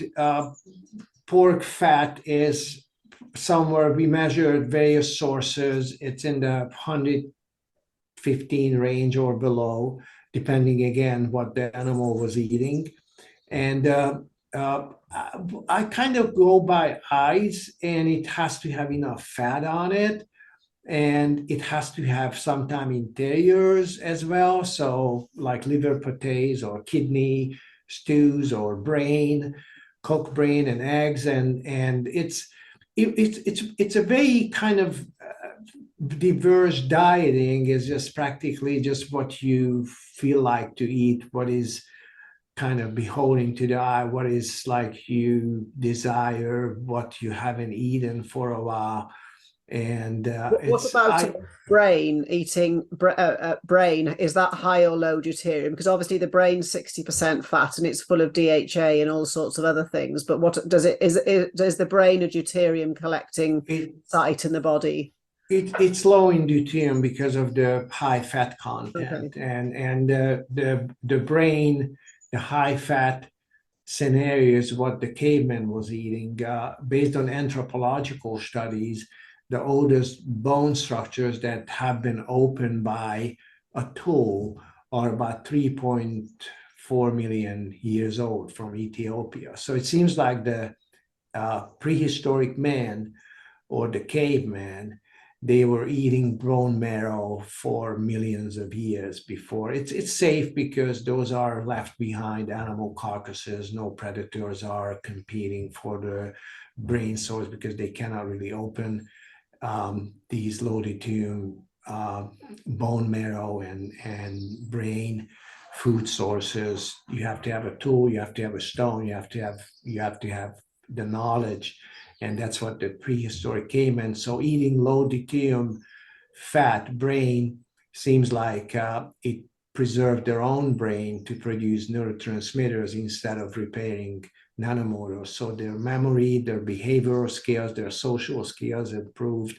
So after all, this is how we became men. It was based on, we believe, based on anthropological data, it was based on low deuterium bone marrow. Oh, that's really interesting, because what you just said reminded me of a paper I read yesterday about how deuterium can disrupt serotonin signaling, because I was just about to ask you about deuterium in mental health issues, because obviously epilepsy responds very well to very ketogenic diet. So of course there's going to be a deuterium component, but then bipolar has some shared characteristics, and then depression is a dopamine disease anyway. But what there's a study from Oxford showing that the water deuterium content determines psychiatric disease incidence in a population. It's there are actually studies showing that. So what would you say with high deuterium? Obviously depression is likely because would you say it could actually precipitate or make bipolar or schizophrenia worse, or actually cause it? We believe that based on the the story in the Bible of Eden, when Eva and Adam ate probably figs, which are the highest in fructose, they both became crazy, meaning that they started lying, hiding, and showing bipolars and blaming others and just very weird behaviors. And then Cain killed Abel, who was the animal grower, and the plant kind of based diet made this whole creation story pretty disastrous. So the flood had to come. And when they walked off the ark, God told Noah that you should eat meat. So he put him on a carnivore ketogenic diet. So and promised him he's not going to do a flood ever. He's not going to destroy his creation. So it seems like even if we go back in like very old ancient writings and or just these days, if we look at these schizophrenia and epilepsy treatments using deuterium-depleted ketogenic diet, that's the remedy, that's the medication for them. And we believe that all psychiatric health issues could be influenced by deuterium intake, including bipolars, paranoia, schizophrenia, and so on, to actually ease those symptoms or even to cure those diseases or keep them symptom-free. Oh, that's interesting. Also, another category of disease would be diabetes and obesity and metabolic syndrome. Because if you've got deuterium sequestered in your adipose tissue, is it harder to access it and use it, and then you get the molecular crowding again, as in you've got enough energy in you but you keep trying to put more in, and how does that pan out in we treat type 1 type 2 diabetes and obesity with deuterium depleting ketosis, meaning that we put those patients on a paleomedicina in Hungary is very very well known for their dietary approaches to these debilitating metabolic diseases, including type 1, type 2 diabetes. And they actually have case reports in the medical literature describing the treatment of diabetes involving both types using a deuterium depleting ketogenic approach. They call it paleo-ketogenic diet, but it's curative in these diseases as well. I think, after all, any chronic disease, as you look at them, mental or physical or related to any organ, in particular, those are always tissue-specific presentations of a deuterium overload of some sort. So we need to figure out first how to deplete, how to control deuterium overload in those tissues, and then if there's any remaining issues, then you call in a prescription. Yes. So say if somebody was doing a ketogenic diet and they weren't losing weight and wanted to, could it be that because we've gone through pretty much every possible food, and there were plenty of things that people like dark chocolate, maybe it's that. So would it be that it's not a matter of counting macros and calories? Maybe they need to count deuterium and alter their ketogenic diet, keep it keto. But I've made a chart for myself of all the foods in red, orange, and green, and say to people, stay out of the orange and the red. Would that be a solution for somebody? Because this happens all the time with clients and people. They do what they are told, yet they still can't lose weight, and they always. I often wonder what it is, and I've been in the deuterium thing now for a while, but you have to explain it to people about 30 times because it's a new concept to them. Yeah, depending on how much deuterium they accumulated in their fat, especially if they are obese and they have excess fat, it's going to take a time before they respond to a deuterium depleting carnivore or ketogenic approach, simply because first they have to replace their own fat pools or their own fatty acids with low deuterium fat that is coming from diet, and that may take months or years even. So if there is usually the way I describe it, if somebody was on a deuterium loading carbohydrate diet for 30 years in their adult life, it's not going to happen overnight that they can actually balance out deuterium and they'll deplete deuterium in every tissue, and all of a sudden they wake up all healthy and lean. It's going to take much longer. If you remember, when I was giving my talk in Nourish, Vermont, I had a decoloration of my skin on my face. My mom wanted to kind of cut it out, operate. And I told her, listen, I'm depleting deuterium, just give it time. And that's what happened. Took 2.5 years to disappear, but it did. So it's a remodeling matter. It is it happens over time, and you have to give it the appropriate time based on your deuterium load. And that's why diagnostics and medical procedures should include, as like any other lab procedure, they should include deuterium measurements, because first of all, deuterium is the highest inorganic element in your blood. It's about 11-12 millimole per liter.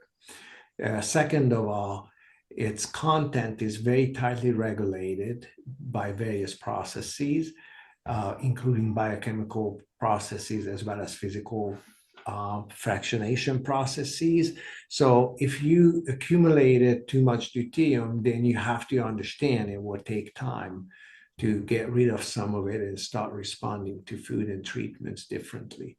That's the thing with clients. Sometimes the weight comes off straight away, and other people get really angry saying, oh, this doesn't work. But that's why I asked you quite early on about testing, because I'm very much, if someone's complaining about something, I'll say, well, can you show me some data and let's unpick it from there. And I think, and now I know that deuterium tests are only $100 or $80. That's, you can very easily incorporate that in somebody's plan monthly, so they can see a progress, so they can see the deuterium going down, and you can say, look, it is working, but it's got to go below this level, and then more is going to happen. So it gives them a motivation to keep going, because people do give up really easily. Oh, this is shit, it's not working. It's like, well, stop being so impatient. You've probably spent 50 years collecting deuterium. It's not exactly going to tonight. And maybe your friend is just better. Maybe your friend ate slightly different food. She's got different SNPs, different environment, and her deuterium went out quicker. And I think that's very important what you said, that some people give up on keto diets, but if you're saying sometimes it needs to be a year or two, then it's just a matter of again measuring to show people, oh, it is working, it's just you're not low enough yet, you need to get to 30.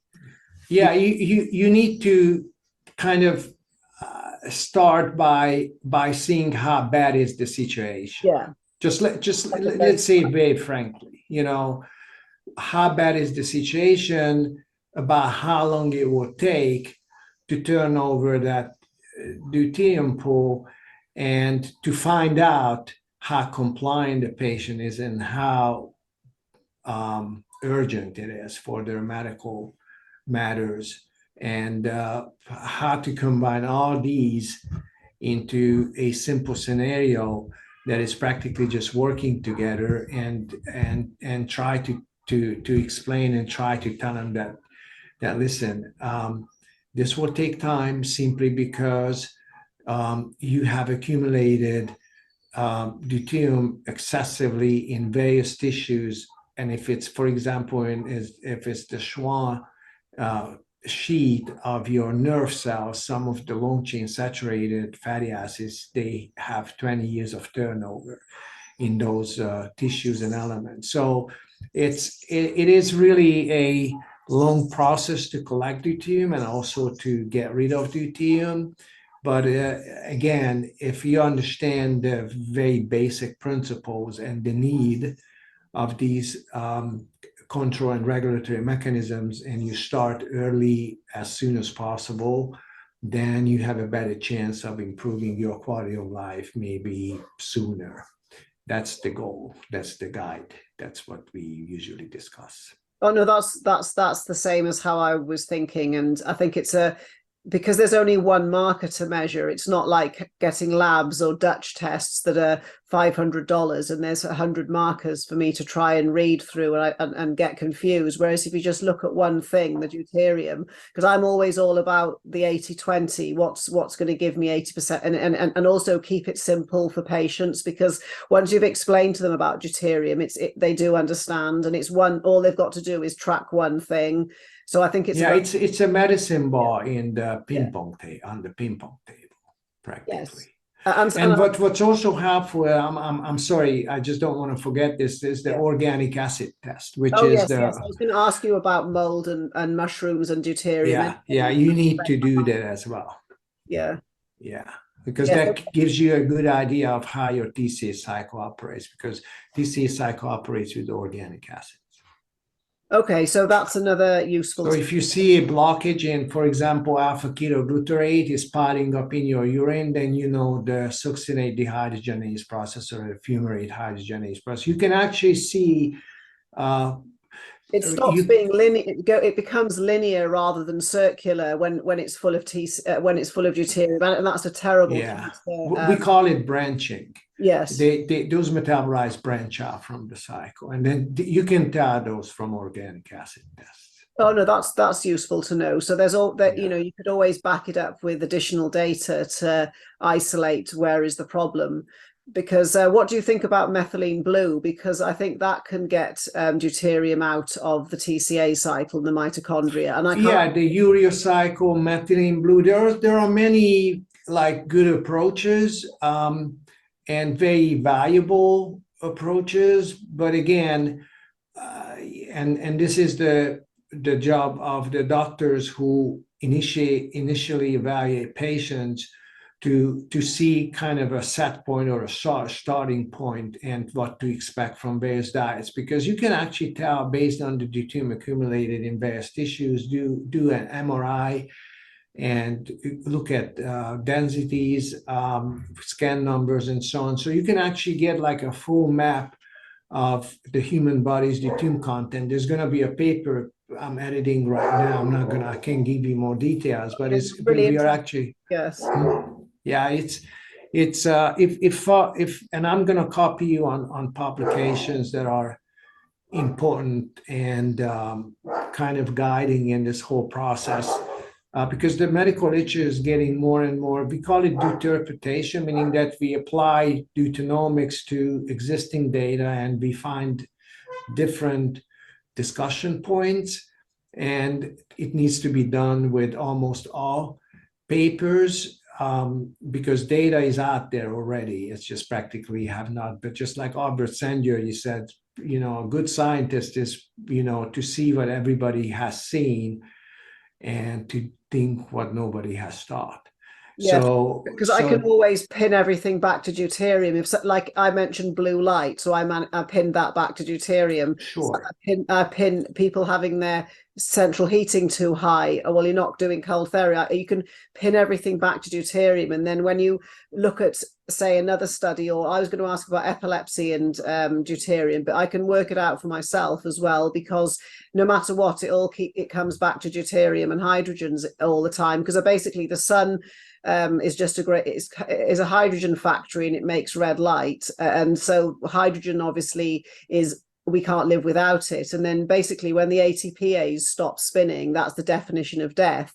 So if a deuterium can blow up a ATPase, then deuterium is also the definition of death, not in a bad way, but it's just we have life cycles, and if you accumulate too much deuterium too early, you're going to get ill or you're going to die. Unfortunately, I like to condense things sometimes into and how much you are right is that when we did measurements of breath deuterium levels, and when we saw anywhere from 150 and above, like 154, 155, those people died very soon after.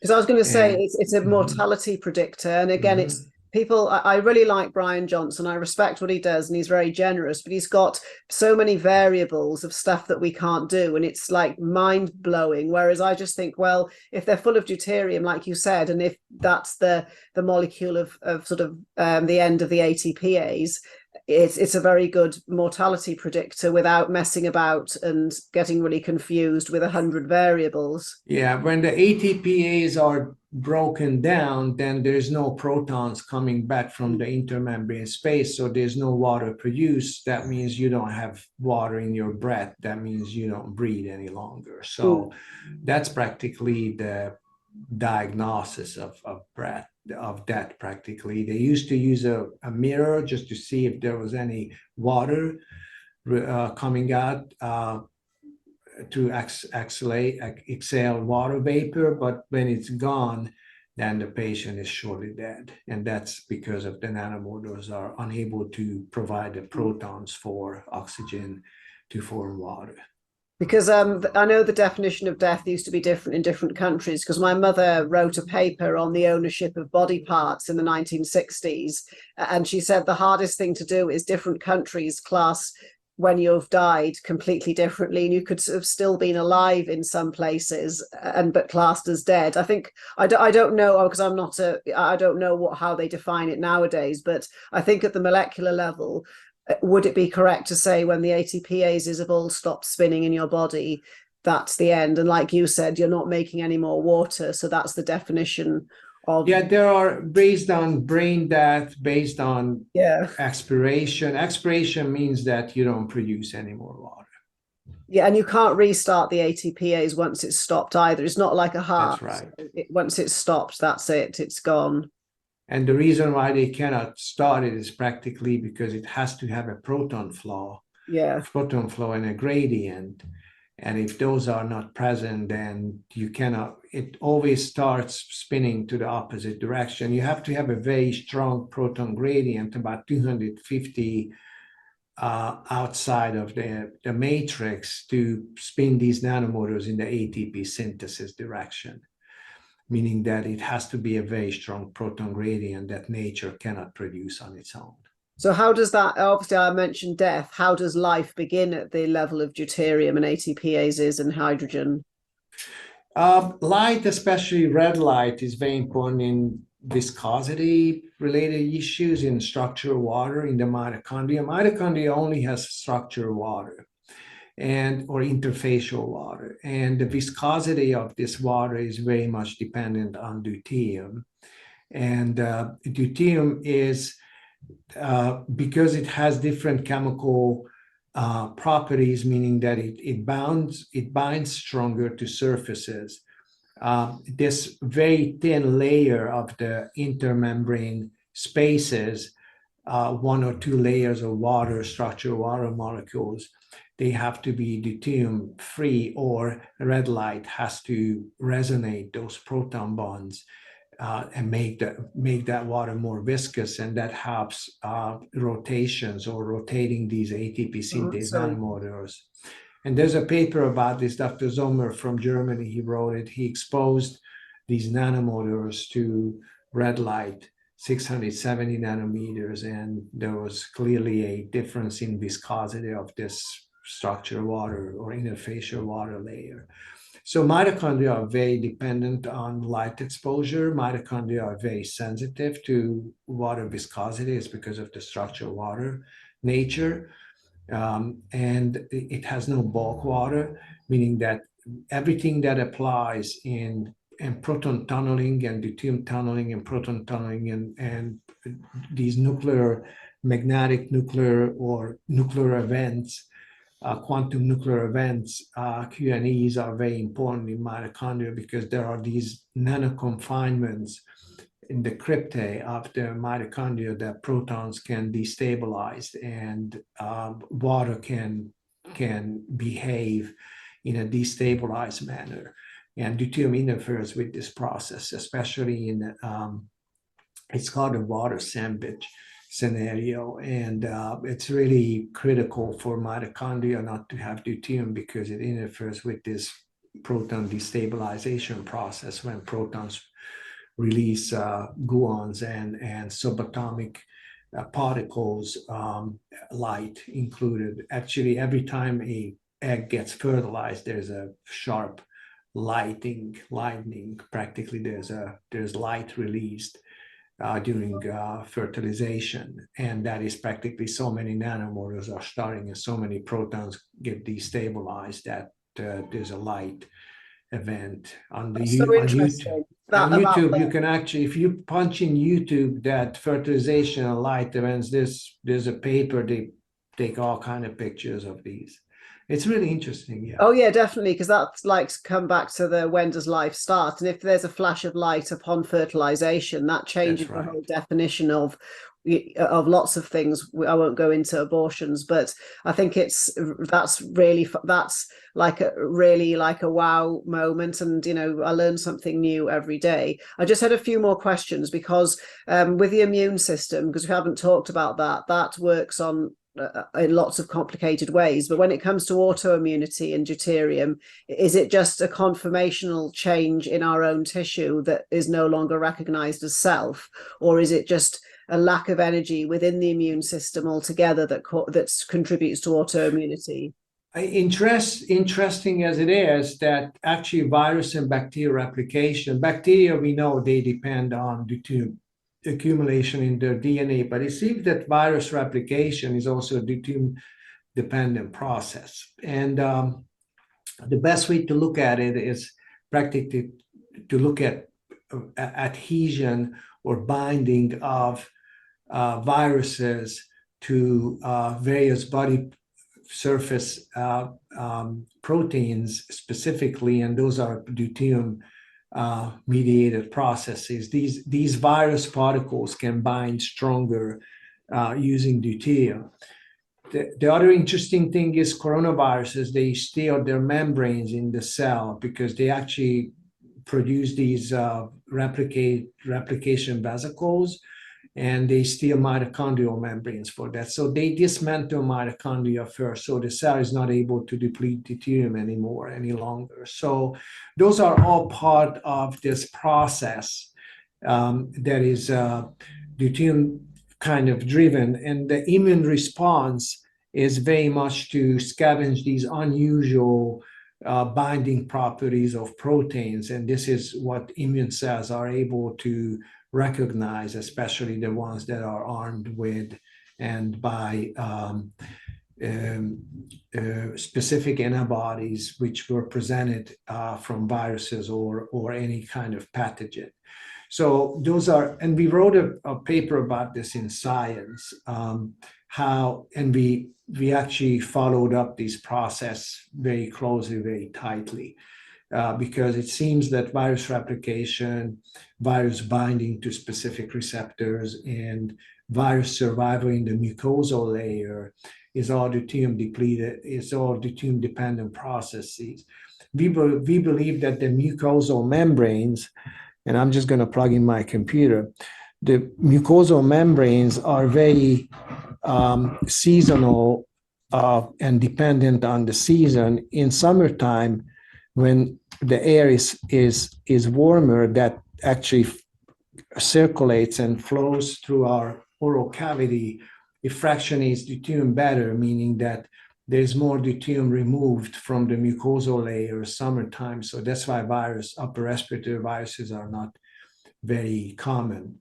However, wintertime, when the mucosal layers are colder, then there's less deuterium fractionation. That means the vapor carries less deuterium, so more deuterium stays in the mucosa. So that's when the virus replication process is. There's what we call as a deuterium fractionation factor based on the temperature of the water or liquid layer. And summertime, more deuterium leaves the mucosa, and so there's no viruses that are replicating as efficiently as in winter time.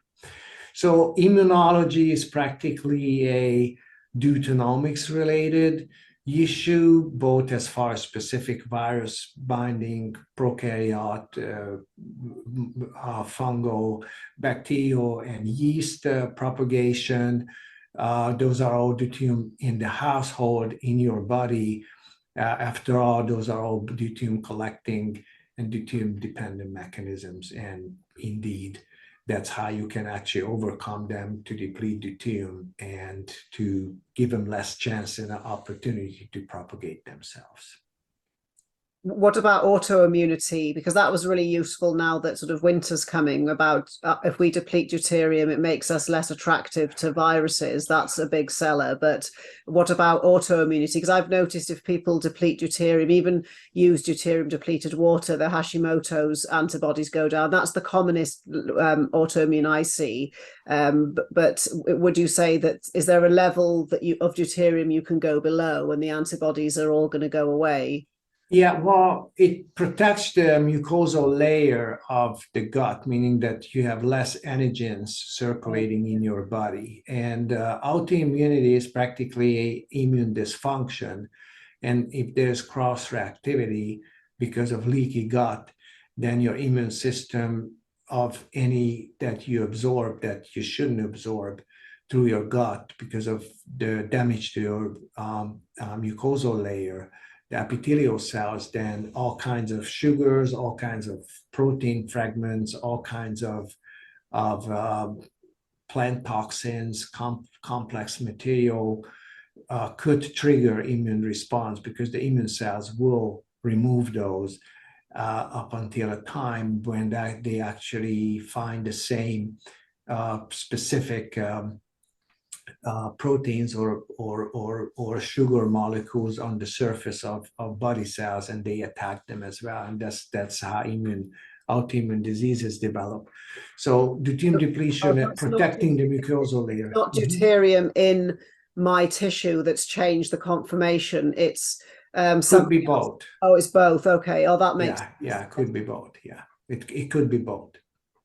Because also another organ I forgot to mention, how does deuterium play into the thyroid? Because that's really complicated, because I know Hashimoto's isn't a thyroid disease, it's an autoimmune situation, whereas there are like lots and lots of actual genuine hypothyroid. So how would deuterium? Yeah, any tissue that is exposed through the circulation to the thyroid tissue is again dependent on TH, which is the thyroid stimulating hormone from the hypophysis, meaning that if you drink water excessively and it's deuterium loaded, your brain swelling is increasing. So the regulation of thyroid functions due to the releasing factor could be altered. And after all, over time, you may have a autoimmune or a immune disease process that is attacking your own thyroid tissue simply because the function of those cells, the metabolic needs, because the T3, T4 hormones, they regulate oxidation in your tissues. Those are actually metabolic regulators. But in the meantime, if you keep filling up your hormones with deuterium that they don't really perform as they should, that means they leave deposits on the tissue, they are released from your pituitary gland with not the appropriate isotopic composition and content. They compromise the function of these hormones. There are more hormones released from these tissues because the tissues are kind of feeding back the information that there's not enough TSH and for that matter, thyroid stimulating hormone, and for that matter, this starts a circular speciosis, practically your tissue damage and cell death would trigger a local immune response non-specifically, and you develop a full-blown thyroid inflammation based on specific antibodies against thyroid cells. Okay, so basically you can get deuterated T3, deuterated thyroxine, and deuterated thyroid receptor, and a deuterated, it's a triiodinase, isn't it? The one that changes T4 to T3. So that's right. There's lots of steps where deuterium can mess it all up. So because I see loads of hypothyroid, it's more in women, but then I do know a lot of the drinking all the time thing tends to be more of a female activity. Of course, men do as well. But you see high TSH levels. So it's a non-responsive tissue because of local inflammation and the deuterium load. Okay, that's really interesting, because I think the thyroid, it's multifactorial. It's like at the thyrotropin releasing level and the TSH and each of the individual moving parts of the thyroid hormone system, everything can get deuterated. Certainly right. Yeah, so that makes a lot of sense. And that would tie back into how deuterium promotes or causes obesity, separate from adipose tissue, separate from deuterium in your pancreas and messing up your insulin. So that's kind of makes a lot of sense anyway. So we've been going a really long time. I couldn't stop asking questions, but you did say it was okay. So sure. I've really enjoyed it. I've learned a lot, and it's just nice to hear something from a different perspective, and to like appreciate all the work that you've done and how you just want to make living conditions better for people and get the deuterium out of the food and the sea and people and water. So how do people get in touch with you? Say, because I mean, doctors and scientists do watch this channel as well, and there's obviously the public, but we've said to the public they can get a deuterium test wherever they want. But in order to learn more about you and your research, where do people find you and where can they look you up? I have a Laszlo G. Boros, one word.com website. My email is boros.lazlo@yahoo.com. And or they can contact me through my website. And I do consultation work, and we do a deuteronomics course at Rye University, but it seems that there are going to be other venues. We do have and participate in podcasts and also in teaching activities. And the easiest way is just to look at PubMed or look for publications. And if they have questions, we are always happy to answer them. Just put in Boros LG in the PubMed search prompt, and then 100 papers come up. Deuterium, I mean, you need to limit, because I wrote many papers in the peer-reviewed medical literature. I think, isn't it 700, or have I got it wrong? My Hirsch factor is 54, I believe. It's I edited probably and written and reviewed. I've been involved in the publication of probably close to 1,000 medical. Oh, I was right, because I have looked, because I thought it was, I didn't count every single one, but I go in PubMed a lot, so I can tell don't waste by how many pages there are about how many papers. Oh yeah, that's a pretty impressive publication profile. That's like crazy. Anyway, but thank you very much for your time. I really appreciate it, and I'll get this video up as when I can, and I hope the viewers will also appreciate and understand it as well. Thank you so much. Thanks for the opportunity. Thank you. Thank you.